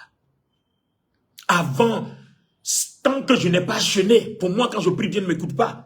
Pour moi, tant que je n'ai pas jeûné, pour moi, je n'ai pas l'onction. Au point même que, s'il m'arrive de pécher, je me dis, oh, Dieu ne peut plus m'utiliser, c'est fini. Alors que le diable utilise ça pour maltraiter les enfants de Dieu. Il te met dans une culpabilité parce que tu n'as pas conscience de ton identité en Christ quand tu es né de nouveau. Tu aimes Dieu. Tu as renoncé au diable. Tu ne fais pas de maraboutage. Tu n'es pas dans les loges. Tu ne fais pas de fétichisme. Il n'y a que le Saint-Esprit, la parole de Dieu, Jésus. Il n'y a que sur lui que tu comptes. Cependant, tu as une faiblesse. Et le diable profite de ça pour te maltraiter, pour te nuire, pour te détruire. Et ce que je dis, certainement, celui qui va lire cette vidéo, celui qui me prend en direct, quelqu'un travaille cette difficulté-là. Et depuis moi, la connaissance de ce message-là, Dieu m'a libéré de tout ça, c'est fini. Les miracles que j'opère aujourd'hui sont plus propres, sont plus puissants que ceux d'avant. Avant, il fallait jeûner, alors que maintenant, c'est pas la foi. Pour moi, dans mon esprit, Jésus a tout déposé tel que c'est dit. Dieu a scellé mon esprit à celui de Christ. Il a tout disposé. Je n'ai plus à souffrir, je n'ai plus à crier pour qu'un malade soit guéri, pour qu'il y ait un miracle. Ça est dans mon esprit. Je dois seulement laisser couler. Ah oui, les amis, c'est ça la foi. Et c'est ça aussi la grâce. Et comme Dieu ne me demandait rien, avant que Dieu ne vienne me sauver par grâce, j'étais impur. Donc, Dieu ne va pas me demander d'être pur avant de m'utiliser. Lui-même, j'étais impur, il est venu m'a sauvé puis m'a purifié. C'est dans mon impureté là qu'il a uni mon esprit à lui parce que je crois. Donc, quand je crois, je suis automatiquement justifié. Je suis juste, je suis pur. Même si je pêche, je suis toujours pur parce que ma foi n'a pas abandonné Dieu. Ben, je viens d'expliquer le contexte du péché précédemment. Ça ne veut pas dire qu'il faut aller pécher. Je viens d'expliquer ça, je ne vais pas revenir dessus. Pour ceux qui viennent de nous prendre en cours, je ne vais pas revenir dessus. Allez-y au début de la vidéo. Vous voyez? Donc, les amis, il faut laisser couler Dieu à travers nos pensées. Affectionnez-vous aux choses d'en haut.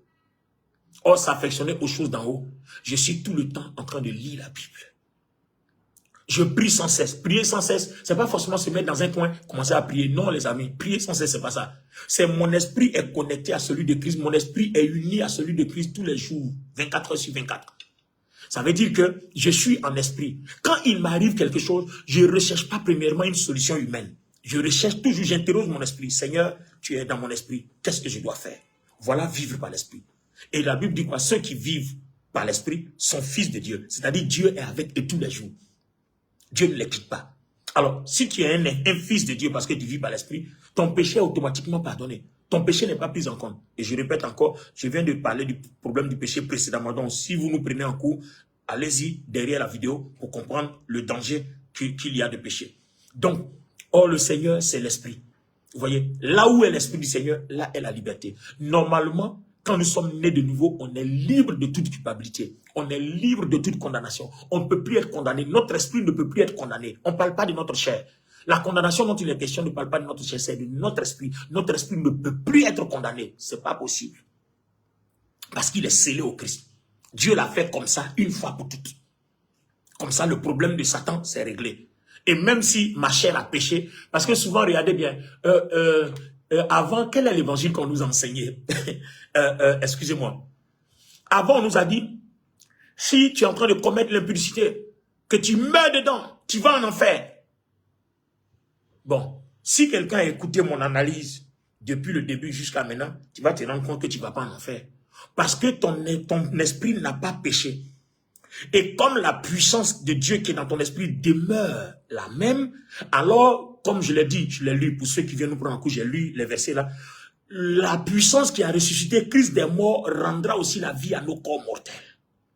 Notre péché est automatiquement pardonné. Mais je vous ai dit, n'allez pas pécher parce que je viens d'expliquer, il est dangereux d'exposer notre corps au diable parce que Dieu veut que notre corps lui appartienne aussi. Donc, il nous a demandé, comme je vous aime, aimez-moi. Tu aimeras Dieu de tout ton cœur, de toute ton âme, de toute ta pensée. Vous voyez, tu aimeras ton prochain comme toi-même. Voici les 2 lois de la grâce. Donc, les amis, n'oubliez pas que céder son corps à Dieu, c'est faire preuve d'amour pour Dieu. Ça aussi, c'est important. Et quand nous laissons Satan entrer, les dégâts que ça peut créer, les problèmes que ça peut créer, j'ai expliqué ça précédemment. Si tu viens de me prendre en cours, tu ne comprendras pas. Je ne suis pas en train d'encourager le péché. Va dans la vidéo précédemment pour comprendre ce que c'est, ce que j'ai dit à ce sujet-là. Donc, vous voyez, donc tu ne peux pas aller en enfer parce que ton esprit est sauvé d'office à cause de ta foi. Et comme tu n'abandonnes pas Dieu pour aller dans le fétichisme, ton esprit appartient à Christ pour toujours. Donc, la puissance de Dieu qui agit dans ton esprit donnera le pouvoir à ton corps mortel de revenir à la vie. C'est pour ça qu'il y a une résurrection des morts. Ceux qui sont morts. Vous voyez, il y a une régénération, il y a une restauration. C'est pour ça. Donc, si vous voulez que ce phénomène-là s'opère, il faut naître de nouveau. Il faut donner sa vie à Jésus-Christ. Et il faut que ton esprit soit uni à l'esprit de Christ pour que tout ce que j'ai expliqué pendant près d'1 heure du temps soit ton partage. Sinon, si tu n'es pas uni à Christ, ça ne va pas s'opérer. Si tu n'es pas uni à Christ que tu meurs, vous voyez, ton esprit n'est pas sauvé parce que ton esprit est lié par le diable. Ton esprit est uni au Christ, à la nature du péché. Donc, un esprit uni à la nature du péché ne peut pas être sauvé. Mais c'est un esprit uni à la nature de Christ qui est sauvé. Parce qu'il est purifié, il est saint, il est présentable. Et c'est la puissance qui agit dans cet esprit-là, qui donne la force, qui donne la vie à ton corps mortel le jour de la résurrection, le jour où on doit aller vers Dieu. Donc vous voyez que pour Dieu, quand vous êtes né de nouveau, le problème de Dieu avec vous, ce n'est pas le péché. Ce n'est plus la chair. Parce qu'il y a déjà des solutions. Mais le problème, c'est ta relation avec Dieu. Comment faire pour que tu saches utiliser ta pensée pour permettre au Christ, uni à ton esprit, scellé à ton esprit, de couler à travers toi pour que ta vie soit agréable, non seulement aux yeux des gens, aux yeux de toi-même et aux yeux de Dieu. En fait, c'est de ça.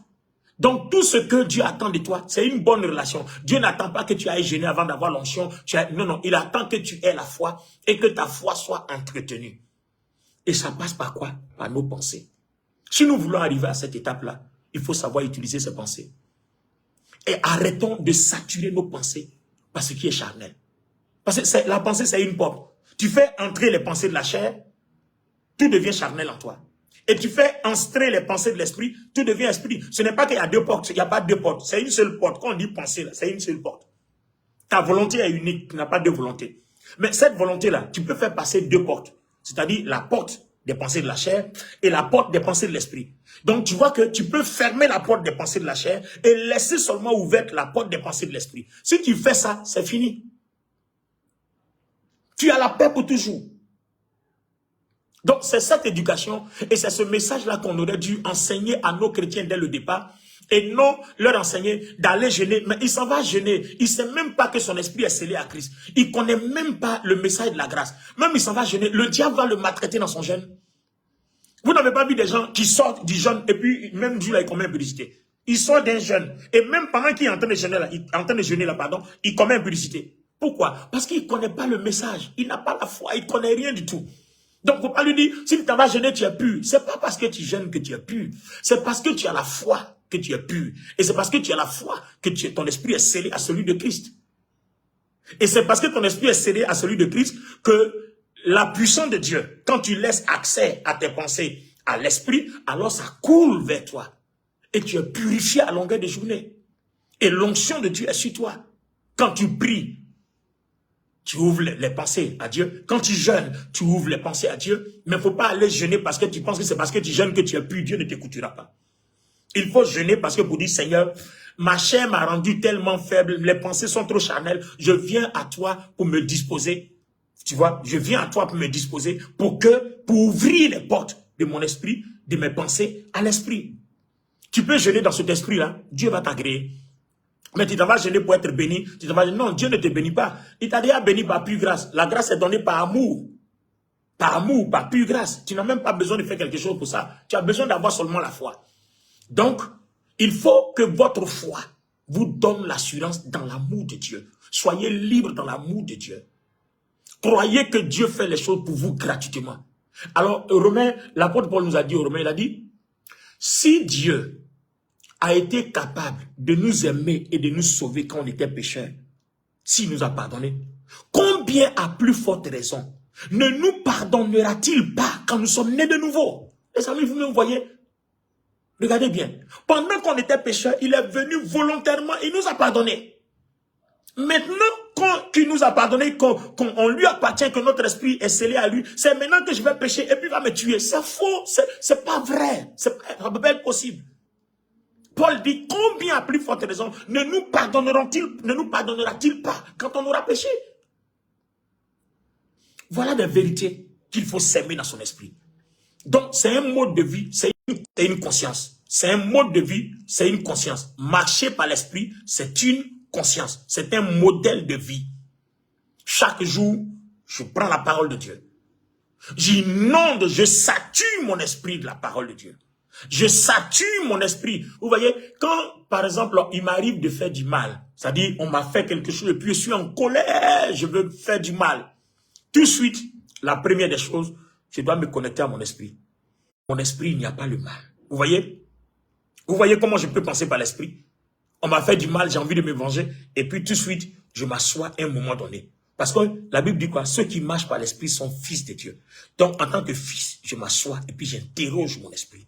Saint-Esprit, tu es scellé à mon esprit. Seigneur Jésus-Christ, tu es scellé à mon esprit. Dieu le Père, tu es scellé à mon esprit. Voilà, on vient de me faire du mal. Alors, si je dois marcher par l'esprit, c'est que je dois suivre la décision de l'esprit. Donc, avant de réagir, si je réagis sans t'avoir consulté que ce que je fais n'est pas de toi, alors la Bible dit, je suis charnel. Alors, je vis par la chair. Donc, je m'assois. Que veux-tu que je fasse? Les amis, si on veut être puissant, prenons le temps. C'est comme ça, hein. Lisez la Bible, il n'y a pas 1000 solutions. Si on veut être puissant, si on veut être fort, si on veut être glorieux, si on veut être invincible, ça passe par cette voie. Ça passe obligatoirement par cette voie. Seigneur, qu'est-ce que je dois faire? Et puis le Seigneur te donne une pensée. Quand tu l'interroges là, il va s'arranger pour que tu reçoives la parole. Parce que c'est dans les pensées qu'il te parle. Il te parle à travers tes pensées. De la façon dont tu t'es assis, tu dis, Seigneur, tu peux avoir même les yeux ouverts. Et puis tu es concentré, tu es dans ton esprit. Vous voyez, Jésus, en face de certains malades, frémissait dans son esprit. Ça veut dire quoi? C'est-à-dire, il rentrait dans son esprit, il interrogeait l'esprit. Et il était agité par l'onction à partir de la décision que Dieu lui donne. Est-ce que le malade la guérira? Est-ce que le mort la ressuscitera? On lui a annoncé que son ami Lazare est mort. Il est resté là jusqu'à quand le temps arrivait, quand il a frémi dans l'esprit, il a dit, allons-y ressusciter Lazare. Vous voyez, il a reçu l'indicateur, il a reçu un indicatif, il a reçu une décision, il a reçu une direction. Va ressusciter Lazare. Il dit allons. Mais les disciples ne comprenaient pas parce que les disciples en ce moment précis marchaient dans la chair. Mais lui marchait selon l'esprit. Donc il sait que même si Lazare est mort il y a 4 jours, il peut le ressusciter. Mais les disciples ne pensaient pas comme ça. C'est comme un peu un chrétien. Dès qu'il a mal à la tête, il s'en prend du paracétamol. Alors qu'il oublie qu'il suffit de dire mal de tête. Jésus-Christ a déjà donné la solution. Alors libère-toi. Quitte-la. Et puis le mal s'en va. Ça c'est continuel, c'est journalier. Vous voyez? Donc le Seigneur Jésus-Christ frémissait en esprit. Et puis découvrez ce que Dieu devait faire. Donc si vous prenez l'habitude d'interroger votre esprit toutes les fois que vous êtes en face d'une situation, vous allez voir que vous allez commencer à ne plus échouer. Face à vos finances, face à vos entreprises, face à vos affaires, face à votre vie sociale, face au péché, face au diable, face aux sorciers, face aux adversaires, vous n'allez plus échouer. Vous voyez, la chair c'est quoi? La chair va se manifester. Quelqu'un t'a giflé tout de suite, la chair voudrait que tu gifles, bah. Et puis tu es satisfait. C'est pas toi qui es satisfait, c'est le diable qui est satisfait parce que c'est sa règle. Ça, c'est la loi de la chair, c'est-à-dire la loi de, comment j'ai appelé ça, de la nature du péché. La loi de la nature du péché veut que quand on te gifle, tu gifles jusqu'à ce que tu sois satisfait. Mais la loi de l'Esprit de Dieu, Romains 8:1 dit, Il n'y a donc plus de condamnation pour ceux qui sont en Jésus-Christ, car en effet, la loi de l'Esprit de Dieu en Jésus-Christ m'a affranchi de la loi du péché et de la mort. La loi de l'Esprit de vie en Jésus-Christ m'a affranchi de la loi du péché et de la mort. Ah, c'est fort, hein? La loi de l'Esprit de vie en Jésus-Christ m'a affranchi de la loi du péché et de la loi de la mort. Si quelqu'un est en Christ, il a une nouvelle créature. Les choses anciennes sont passées et toutes choses sont redevenues nouvelles. Ton esprit est nouveau. L'esprit ancien, là, quand on le tape, lui tape à satisfaction. Mais il faut que tu t'assoies, tu dis, mais attends, moi-même là-haut, je suis né de nouveau, non? Donc si je dois rendre mon coup par le coup, mais c'est que je ne suis pas né de nouveau. Ah, quelque chose interpelle. Si je suis né de nouveau, je ne peux pas rendre coup pour coup.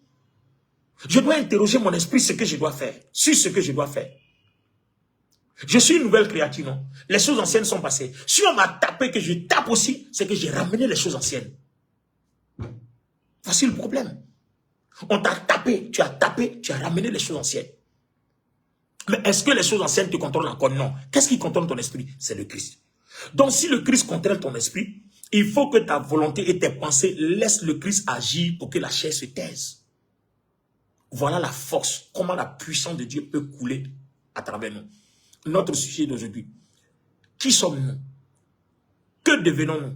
De quoi sommes-nous capables en Jésus-Christ après notre nouvelle naissance? J'ai essayé de parcourir un peu les Écritures. Je n'ai pas tout dit, parce que je suis là en direct, certainement. Je ne sais pas si j'ai dépassé 1 heure du temps d'heure. Je ne sais pas si j'ai dépassé 1 heure du temps, désolé. Il fallait aller en profondeur. Alors, le sujet est tellement profond que je ne peux pas le traiter en 2 ou 3 minutes, comme d'habitude, en 8 minutes ou en 15 minutes. Si quelqu'un suit l'analyse depuis jusqu'à maintenant, quelqu'un doit comprendre qu'il y a une mentalité à changer. Parce que le premier évangile ne nous a pas aidé à manifester la foi et la puissance de Dieu. On cherche la puissance de Dieu quand on s'en va jeûner, mais la puissance de Dieu est en toi depuis que tu es né de nouveau. Ça est en toi. L'onction qui a ressuscité Jésus-Christ est sur toi. Elle est en toi, ça est dans ton esprit. Le problème, c'est qu'on nous a appris avant de le rechercher ailleurs. On cherche la guérison ailleurs, on cherche la puissance ailleurs. Alors que dans une relation avec Dieu, notre esprit est scellé avec le Christ. Une relation avec le Christ, ça veut dire laisser couler le Christ à travers nos pensées. Vous voyez? Ma première réaction, c'est interroger Dieu. Et même dans l'Ancien Testament, David n'allait jamais en guerre sans interroger Dieu. Toujours, il interrogeait Dieu. C'est ça. C'est pour ça que David, dans l'Ancien Testament, il était une des personnes de qui Dieu rend témoignage en disant, il est l'homme selon mon cœur. David interrogeait toujours Dieu. David n'agissait jamais selon la chair. Agir selon la chair, c'est faire les choses par soi-même. C'est-à-dire, dès qu'il y a un problème, dès que tu as une solution, c'est-à-dire, tu n'as même pas demandé à Dieu. Hein. Tu n'as même pas frémi dans ton esprit pour dire, attends, j'ai interrogé un peu Dieu. Tout de suite. Oui, je connais quelqu'un là qui peut régler ça pour nous. Mais souvent même, on connaît les gens. Hein, et quand on va vers eux, ça se gâte plus même. Ça se gâte même. La chose même se dégrade même. Mieux aurait fallu qu'on n'aille même pas vers eux. Moi-même, m'est arrivé souvent. Tu vas vers des gens pour résoudre un problème, c'est eux qui anéantissent ça. Un jour, Dieu m'a dit, tu vois, quand il y a un problème, ce n'est pas de courir vers les gens. Ce n'est pas de chercher les alliés. Le véritable allié, c'est moi. Si moi seul je suis avec toi, tu as la majorité. Les hommes, là, tu peux t'allier à beaucoup de personnes. Les hommes seront avec toi beaucoup. Mais si je ne suis pas dedans, ça va mal finir pour toi. Mais si tout le monde est contre toi, que moi seul Dieu, je suis avec toi, tu as la majorité. C'est moi qui change les cœurs, c'est moi qui change les pensées. Quand mon heure va sonner, que je vais changer les choses, tous ceux qui ont été contre toi vont être avec toi. Dieu m'a dit ça. Moi seul, je suis la majorité. Compte sur moi, ne compte pas sur les gens. Ne cherche pas à faire des alliances, mais cherche à demeurer en alliance et en relation avec moi. Quand il y a quelque chose en tant qu'enfant de Dieu, matin tu te lèves, tu dois sortir. Ta journée présente là au Seigneur. Et puis dis, Seigneur, tu as dit que avant que je vienne prier, me prosterner pour prier, tu sais déjà de quoi j'ai besoin. Donc je veux louer ton nom de ce que le Christ a déjà tout fait. Parce que si tu sais de quoi j'ai besoin, c'est que tu as tout préparé. Alors cette journée, tout ce que tu as préparé pour moi, c'est pas toi qui avais dit, donne-moi une voiture, donne-moi. Il dit, il a tout préparé pour toi. Donc ta foi doit cueillir, doit recevoir tout ce qu'il a tout préparé pour toi. Seigneur, je te glorifie de ce que cette journée, tout ce que tu as préparé, parce que tu as dit à chaque jour suffit sa peine. Tu as préparé des choses merveilleuses. Dirige-moi de telle sorte que les rencontres se fassent telles que tu l'as prévu. Les amis, voici la foi dans la grâce. Tout se fait dans la dépendance du Christ afin que personne ne se glorifie. Tu ne vas pas dire j'ai réussi parce que j'ai étudié, j'ai réussi parce que j'ai des relations, j'ai réussi parce que je prie 47 heures par jour. Les amis, moi que vous voyez là, j'ai fait tout ça là. Si aujourd'hui je vous prêche cet évangile, c'est que j'ai fait tout ça là. Pour ceux qui me connaissent, je peux me mettre à genoux, jeûner, prier 7 heures par jour. Il n'y a même pas encore longtemps, j'avais fait 7 jours de jeûne sans manger, sans boire. J'ai commencé dimanche à minuit et j'ai fini dimanche à midi. Et je suis allé prêcher. J'ai pris qu'une petite soupe seulement, puis je suis allé prêcher. Mais jusqu'à ce que Dieu vous dise, mais ce n'est pas par vos efforts que je me glorifie. Ce n'est pas par là que je me glorifie. Je me glorifie parce que vous croyez en mon amour inconditionnel. Quand je vous sauvais, vous ne méritiez rien. Vous étiez impur, vous étiez mauvais, vous méritiez la mort. Mais je vous ai offert mon amour gratuitement, afin que vous ayez la vie. Donc quand vous avez besoin de quelque chose, comptez sur cet amour-là. Parce que si vous comptez sur vos compétences, vous ne serez pas agréable à moi. Hébreux 11, sans la foi, il est impossible de lui plaire. Vous ne pouvez pas être agréable à moi. Comptez sur ce que j'ai déjà fait en Jésus-Christ pour vous. Ne comptez pas sur vous. Venez à Dieu. Seigneur, je suis faible. Je n'arrête pas de commettre l'impudicité, l'adultère. Je n'arrête pas de chercher les femmes des gens. Je n'arrive pas de chercher les maris des gens. Je n'arrive pas de chercher... Vous voyez, il y a toutes ces choses-là. Je n'arrive pas de voler. Je n'arrive pas de mentir. Je n'arrive pas de prendre. Je n'arrive pas à arrêter de prendre la drogue. Je n'arrive pas... Vous voyez, il y a toutes ces choses que vous n'arrivez pas. Je les dépose à tes pieds. Aide-moi à le faire parce que Christ l'a déjà fait pour moi. Et je crois en ton amour. Parce que ton amour donne la paix, ton amour donne la joie. Et ton amour justifie. Voici ma foi que je dépose. Dieu va vous donner. Mon fils a été libéré de la cigarette. Je dis, si vous priez comme ça, Dieu va vous donner. Il va vous l'accorder. Tout de suite même. Parce qu'il aime les gens qui s'abandonnent à lui. Il aime les gens qui disent, Seigneur, je suis faible, toi tu es fort. Dieu aime les gens qui disent, Seigneur, je suis impuissant, toi tu es puissant. Dieu aime les gens qui disent, Seigneur, je ne peux pas, mais toi tu le peux à travers moi. Dieu aime les gens qui disent, Seigneur, je n'ai pas été à l'école, je ne sais pas prêcher, je ne sais pas faire les analyses que les autres font. Mais toi-même, la analyse à travers moi. Oh my soul, Dieu aime ça. Il va t'exaucer tout de suite. Il va t'utiliser même plus puissamment que ceux qui font les analyses. Parce que ceux qui savent faire les analyses comptent sur les analyses. Or, toi, comme tu ne sais pas faire, tu comptes sur Dieu. C'est pour ça que Dieu t'utilise plus puissamment que s'abandonner entre les mains du Seigneur. Il faut inonder tes pensées de la présence de Dieu. Tous les jours, tu penses au Seigneur. Chaque minute de la journée, tu penses au Seigneur. Seigneur, ma journée. Seigneur, tu es là. Je sais que tu es là. Je te dis merci parce que tu es là. Voici une réunion que je vais faire avec mes directeurs. Je ne sais pas quelle parole je vais prononcer là-bas qui peut me coûter mon poste. Mais je sais que tu es là. Tu as dit que quand on sera devant les juges, les tribunaux, si on nous convoque, au dernier moment, tu nous diras ce que nous avons à faire. Alors là où je m'en vais, que mes paroles ne soient pas mes paroles. Dès que j'ouvre la bouche, que le Saint-Esprit opère. Vous voyez, quand vous faites comme ça, la Bible dit, vous vivez selon l'Esprit, vous marchez par l'Esprit. Quand vous faites comme ça, la Bible dit, vous êtes fils de Dieu. Romains 8, 14, les fils de Dieu marchent selon l'Esprit. Mais quand vous dites, attends, dès qu'on te dit quelque chose, non, j'ai un ami là qui peut régler ça pour toi. Mais cet ami qui peut régler pour toi, vous voyez?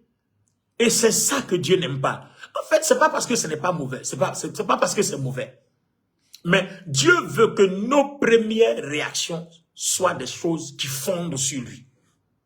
Compter sur lui. Pencher sur lui. À cause de son amour.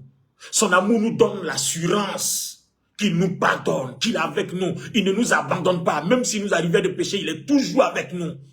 Et même nos faiblesses, il va les ôter. Il est toujours avec nous. C'est ça l'amour inconditionnel de Dieu. C'est-à-dire, Dieu ne t'utilise pas pour ce que tu es, mais Dieu t'utilise pour ce que Jésus a fait pour toi et parce que tu crois en ça.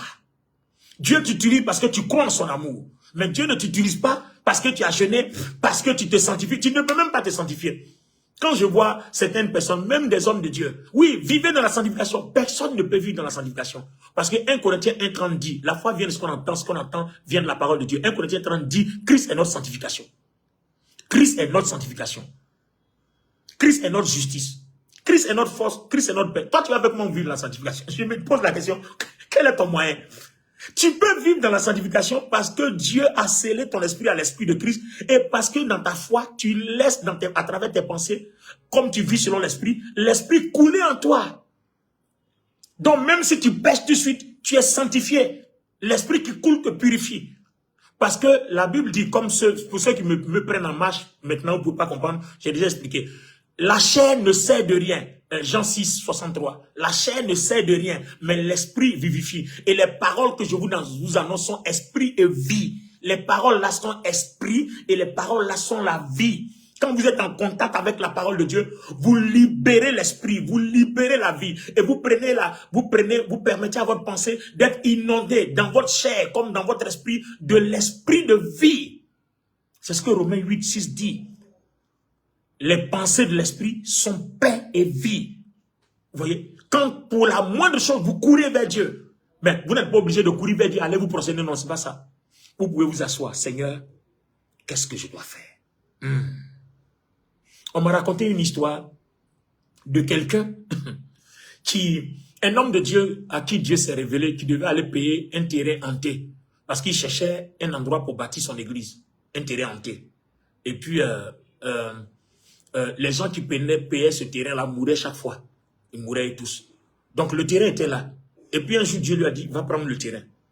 Donc, quand il allait dire à la mairie, il veut prendre le terrain, bon, ils ont fait les documents, il lui a dit, non, non, c'est bon, il ne faut pas payer, il faut prendre. Parce que, déjà, la mairie sait que tous ceux qui prennent ce terrain-là meurent. Donc, on sait que dans tous les cas, le terrain va leur revenir. Donc, il a pris. Mais quand il a pris, Dieu lui a dit, va à la mairie, prends le terrain. Quand tu es parti, qu'on t'a donné là, qu'est-ce que tu dois faire? Il devait demander à Dieu, maintenant, Père, l'étape suivante, c'est quoi? Voilà comment opère ce qui marche par l'esprit. Père, l'étape suivante, c'est quoi? Quelqu'un va dire non, je ne sais pas entendre la voix de Dieu. Mais si tu es né de nouveau, que tu fais ce que je suis en train de faire, je suis en train de dire maintenant là, tu vas finir par entendre la voix de Dieu. Moi aussi, je n'entends pas tous. On est à nous tous. Moi aussi, je n'entendais pas la voix de Dieu. Quand j'ai compris l'enseignement que j'ai commencé à mettre en pratique, j'ai commencé à entendre la voix de Dieu. Et quand je vérifie ce que j'entends, ça tombe juste. C'est clair. Vous voyez? Si tu laisses tes pensées seulement, la voix de tes pensées seulement à l'esprit, sans les laisser à la chair, alors en ce moment précis là, Dieu, tu vas commencer à entendre. C'est un exercice en fait. À force de laisser, tu commences à entendre parce que tu commences à être édifié. J'ai lu tous ces versets là en début d'émission. Tu commences à être édifié. Donc édifié c'est quoi? Tu commences à être construit. Donc quand ça commence à être construit, le bâtiment prend forme jusqu'à ce que tu deviennes professionnel, tu deviennes un pro dedans. Donc continue de construire, continue de t'édifier, tu deviendras un pro dedans. Tu vois? Alors, l'homme de Dieu, au lieu de dire au Seigneur, qu'est-ce que je fais? Il s'est levé un matin, vous voyez, parce qu'on nous a enseigné des choses que tu peux prendre de l'huile, tu peux parler en langue, mais même quand tu dois parler en langue, prendre de l'huile, il faut que ce soit l'esprit qui te dise. C'est ça, c'est ce qu'on appelle vivre par l'esprit, marcher selon l'esprit. Si l'esprit te dit prends de l'huile, prends de l'huile. Si l'esprit te dit ne prends pas de l'huile, parle. Parce que ton esprit est uni au Christ et la puissance qui est là-bas, là, c'est elle qui te dit fais comme ça, moi je vais agir. C'est pas toi, tu n'as pas de puissance. Toi, on dit parle seulement. Donc, tu parles. Il m'est arrivé une fois, je vous rends un témoignage, je vais continuer le témoignage. Je vous dis quelque chose. Un dimanche, j'étais en plein, il y a longtemps, hein, il y a près de 30 ans de cela. C'était à la Bibliothèque nationale. Pour ceux qui ont prié avec moi à Foursquare à l'époque, peuvent comprendre, peuvent savoir de quoi je parle. On était en plein culte. En ce moment précis, même, je n'étais même pas encore rodé, je ne connaissais même pas l'évangile de la grâce. Ça, là, même là, Dieu a fait ça par pure grâce. Dieu a fait ça par pure grâce. Parce qu'on prêchait des bêtises et n'importe quoi. Mais Dieu a fait ça par pure grâce. Ce jour-là, je prêchais sur la foi. Et puis, j'étais en train de prêcher. J'ai parlé de la foi, mais les amis, rien ne se manifestait. Et puis, un coup, bon, je parle terre à terre. Hein. Un coup, j'entends, ta maladie quitte ton corps. Les amis, ce jour-là, je ne sais pas ce qui m'a pris, et je rends gloire à Dieu pour ça.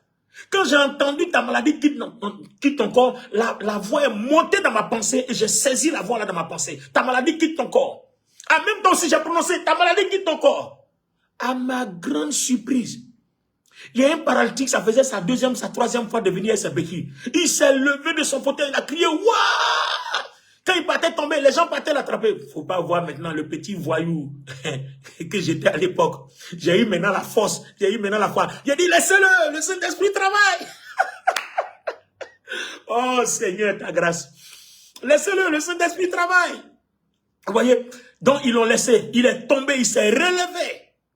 Le gars a commencé à marcher sans ses béquilles. Mais ça, il marchait pas correctement, mais il marchait sans ses béquilles.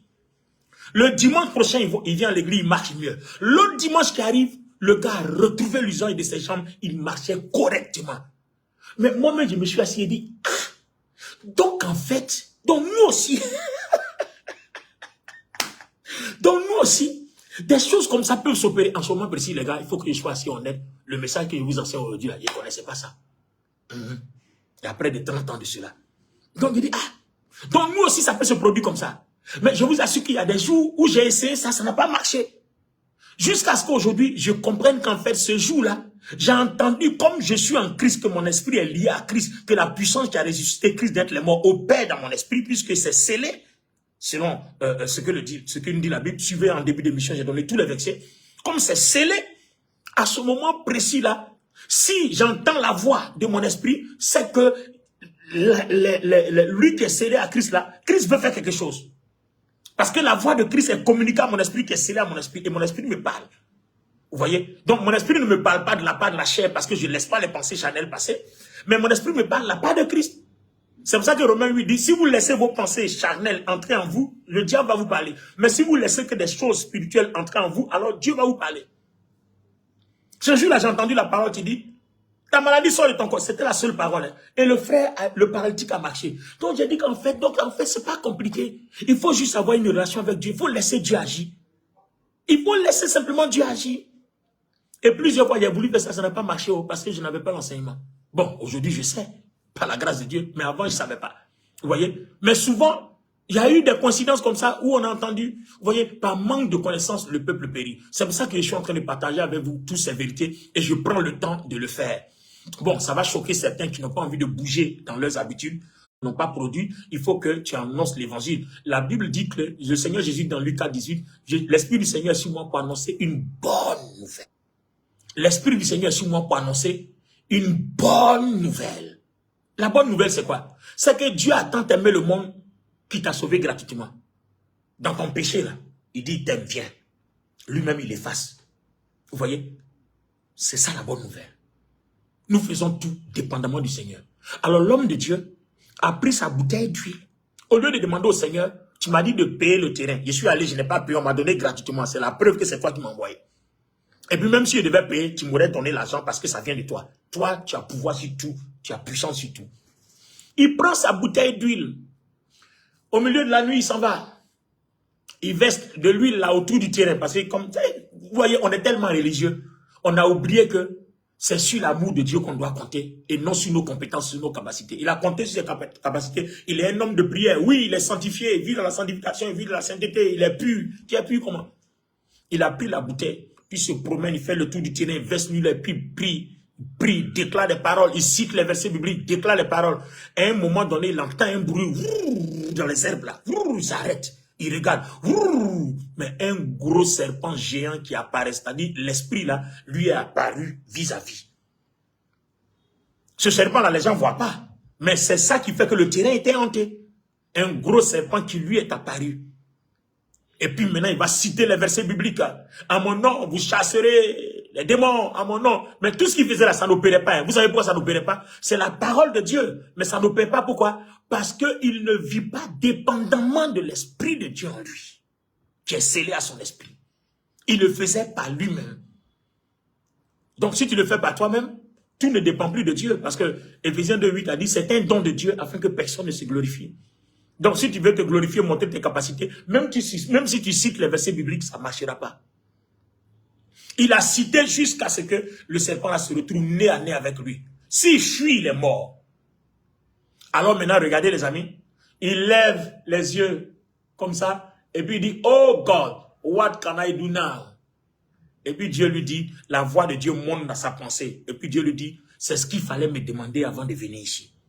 Qu'est-ce que je dois faire? Dépendamment de moi et non pas par tes capacités. Parce qu'à cause de la nature pécheresse, la nature du péché, tes capacités peuvent rien faire au diable. Même si tu cites des versets bibliques, avec tes capacités naturelles, la nature du péché, le diable ça ne pourra rien faire au diable parce que ça n'a pas de puissance. Tout verset biblique récité avec la nature du péché, tous les versets bibliques récités avec nos capacités humaines ne produisent aucun résultat. Mais tous les versets bibliques récités dans la dépendance, c'est-à-dire par la foi au Seigneur, quand notre esprit est uni à Dieu, par le Saint-Esprit, par la foi, pardon, quand notre esprit est uni par la nouvelle naissance, en ce moment précis-là, la puissance de Dieu l'accompagne. Donc ne mélangeons pas les choses. C'est pas parce qu'on cite un verset biblique qu'il devient puissant. Il devient puissant quand il est cité en accord avec le Saint-Esprit. Et ça, faut pas oublier cette vérité. C'est une vérité divine qu'il faut pas oublier. Vous êtes un pasteur, vous voulez prier pour quelqu'un, vous voulez qu'il y ait une guérison, il faudrait que vos prières se fassent en accord avec le Saint-Esprit qui nous dirige. Vous voyez? Donc ne faites pas les choses par vous-même, ça ne marchera jamais. Donc, quand il a dit, oh God, what can I do now? Et puis, il y a une petite voix douce comme ça est montée dans son esprit. Et puis la voix dit, pray in tongue, prie en langue. Oh rabasata là-bas. Quand il a entendu prier en langue, il a commencé à prier en langue. Lo basaka yande kebro bosete kira ba maïka indolo bosanda karia inda lo masika tita lola. Vous voyez, chacun a son parler en langue. Selon que moi, quand je parle tout de suite, je me laisse guider. Le parler en langue, ce n'est pas des choses préfabriquées qui sont dans ta tête. Tout de suite, ce que je viens de prononcer là, je ne les avais pas dans ma tête, je ne les avais pas prévus. Pendant que je me suis lancé, je me suis laissé conduire par l'inspiration. Tout ce qui montait dans ma pensée, c'est ce que je prononçais. Vous voyez, c'est pas toujours riba ba ba ba ba riba ba ba ba. Bon, ça c'est du fabriqué. Quand tu as commencé à parler, que tu as dit riba ba ba riba ba ba ba, écoute ton esprit. Ton esprit parle d'autres choses. Ces autres choses là, prononce-les. Et tu ne seras plus dans les ribaba. Tu as dit à quelqu'un parle en langue, il sera en une heure de temps. Ribaba ba ba ba ribaba ba ba ba ba ribaba ba ba ba ba. Je me doute fort si tu es vraiment baptisé du Saint-Esprit. Parce que si tu es baptisé du Saint-Esprit, pendant que je dis riba ba ba ba, tu vois, déjà dans mon esprit j'entends l'oma sika bayon de kila kala yon de sika la lo le broma saka la konde kinta libaka yan de sika roma sekate. Tout ça là, je les ai pas prévus, je les ai pas. Mais j'écoute mon esprit. Je suis dans la pensée de l'esprit. Vous voyez, toi, le projeter soit dans la pensée. Vous voyez, Romains 8, le verset 6 dit, tu peux te projeter soit dans la pensée de ton esprit, soit dans la pensée de la chair. Et comme il y a une seule porte qui est la pensée, tu peux la dédier soit à la pensée de la chair, soit à l'esprit. Donc je projette que les choses spirituelles dans mon esprit. Donc j'écoute mon esprit. Et tout de suite, quelque chose va monter. Parce que mon esprit est lié au Christ pour que je sois servi. Christ a déjà déposé des choses. Donc moi, je me sers. Comment je me sers? C'est en écoutant, en disposant mes pensées à l'esprit. Et je me sers, je puise dedans. Je puise la résurrection. Je puise la guérison. Je puise la prospérité. Je puise la délivrance. Je puise la paix. Je puise la joie. Je puise la victoire. Vous voyez? Donc même quand ma chair commet un péché, je me mets, je puise dans mon esprit. Et tout de suite, je suis purifié. Bon, pour ceux qui viennent de nous prendre en coup, j'ai expliqué le danger du péché précédemment. D'accord? Alors, il a commencé à prier en langue. Quand il prie en langue, un moment, il voit le serpent vaciller comme ça. La défaite a commencé. Et puis le serpent est tombé comme ça. Il a entendu un bruit, boum, le serpent est tombé. Et quand souvent le serpent, mais vous voyez, le ventre tombe, et puis on voit le ventre. Et puis Dieu dit, tu l'as vaincu. Et là, aujourd'hui, je vous parle, ils ont construit une grande église. Je ne sais pas si c'est Deeper Life ou bien... en tout cas, il y a une grande église qui est bâtie là, aujourd'hui. Vous voyez, église biblique, la vie profonde, je ne sais même plus. C'est au Nigeria, la scène qui se passait. Vous voyez? Alors, les amis, si nous savons marcher par l'esprit, voilà la paix, la grâce, la joie, le bonheur, la tranquillité, la liberté que nous aurons dans notre vie chrétienne. Sens-toi libre dans le Seigneur.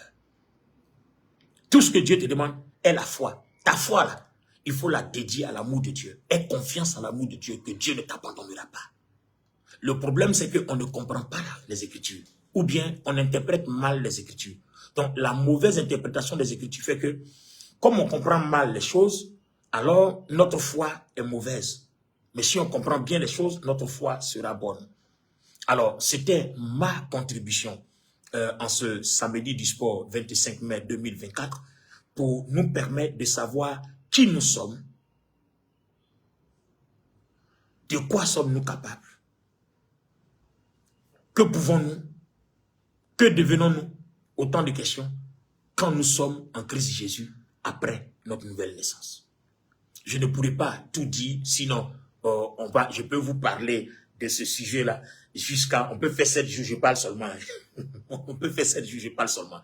Donc, souffrez que je m'arrête là aujourd'hui Pour ceux qui viennent de nous prendre en cours, relisez les vidéos, la vidéo du début jusqu'à la fin. Si vous voulez une cohérence du message, relisez la vidéo du début jusqu'à la fin. Ça vous permettra de comprendre le fond de ma pensée et la mission que Dieu voudrait que je fasse là, en faisant ce direct si long, si long. Voilà. Je crois que ceux qui sont nés de nouveau et qui ont envie de naître de nouveau et qui ont envie d'aller à un autre niveau avec Dieu, prendront le temps, ils vont s'asseoir et puis ils vont écouter cette vidéo. Téléchargez-la. Et puis, si vous avez des éditeurs, fractionnez-les en 10 minutes, 10 minutes, 10 minutes, et puis écoutez-les chaque fois. Ça va vous faire du bien. C'est votre serviteur, le docteur Olivier Bonny. Le WhatsApp sur lequel vous pouvez nous joindre, c'est un standard. N'appelez pas, on ne va pas décrocher. Envoyez des messages, on va vous répondre. 225 05 04 10 69 65. 225 05 04 10 69 65. Voilà, si vous voulez prier avec nous, nous sommes du côté de Paris, Cergy, pour le moment. Voilà, on va déménager bientôt par la grâce de Dieu, mais pour le moment, nous sommes à Paris, Cergy, à 12 rue des Chauffours, 95 000 Cergy, préfecture. Voilà, c'est le REA, arrêt Cergy, préfecture. Vous demandez l'immeuble ordinal et vous demandez l'ancienne assurance maladie. Voilà, vous allez voir l'immeuble ordinal est à côté. Donc, vous entrez par la porte numéro 1. N'importe qui à qui vous demandez connaît l'ancienne assurance maladie et l'immeuble ordinal. Voilà, vous entrez par la porte 1. Le vigile, vous toquez, il va vous ouvrir. Vous lui demandez gentiment, s'il vous plaît, soyez poli, gentiment, l'ascenseur de la porte 3.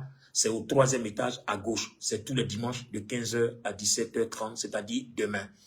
Si vous êtes du côté d'Abidjan, moi je prie du côté des 2 plateaux. Du côté des 2 plateaux, et je vous souligne que le dimanche 2 juin, je serai à Paris-Cergy. Donc, si quelqu'un veut prier avec moi à Paris-Cergy, rendez-vous est pris pour le dimanche 2 juin. Alors, demain, je suis du côté des 2 plateaux, à la rue K42, porte 121. C'est en venant de Cocody par Ena ou alors d'Adjien. De Cocody par Ena ou d'Adjien par Sokosé, vous allez trouver la station Ola, qui était ancienne station mobile.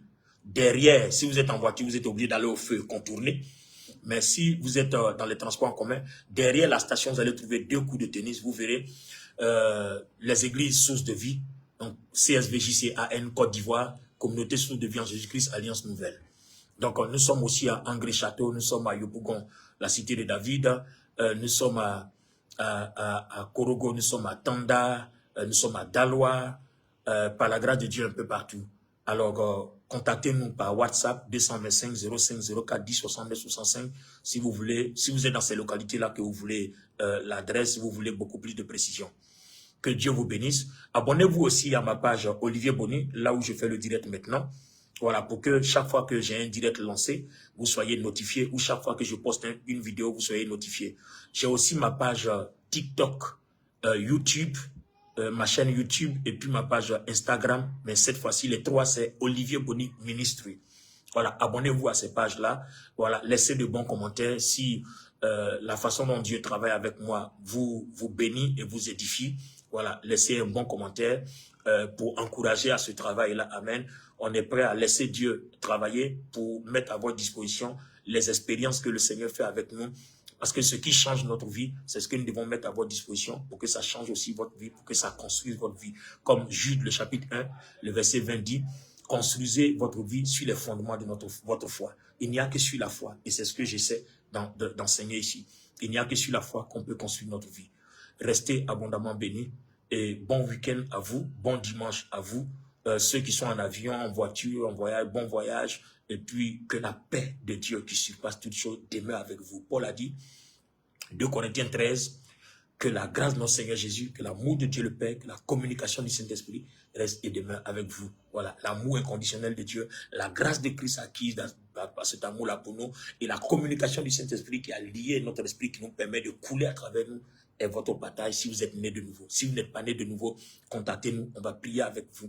Vous serez né de nouveau et tout ce que j'ai dit sera votre partage. Alors la puissance de Dieu qui a ressuscité Christ d'entre les morts vous ressuscitera aussi, il rendra la vie à vos corps mortels au moment opportun. Mais si vous n'êtes pas né de nouveau, vous n'avez pas donné votre vie à Christ, que votre esprit est lié, est scellé au péché adamique, au corps mortel, alors vous ne pouvez pas être sauvé. Que Dieu nous bénisse abondamment. Merci à vous de m'avoir suivi. Et puis, à La prochaine rubrique, c'est le mardi du sport. On reprendra nos 5, 8 minutes, 10 minutes, 15 minutes, voilà, mais pas comme celui-ci. Aujourd'hui, c'était émission spéciale. Merci à vous.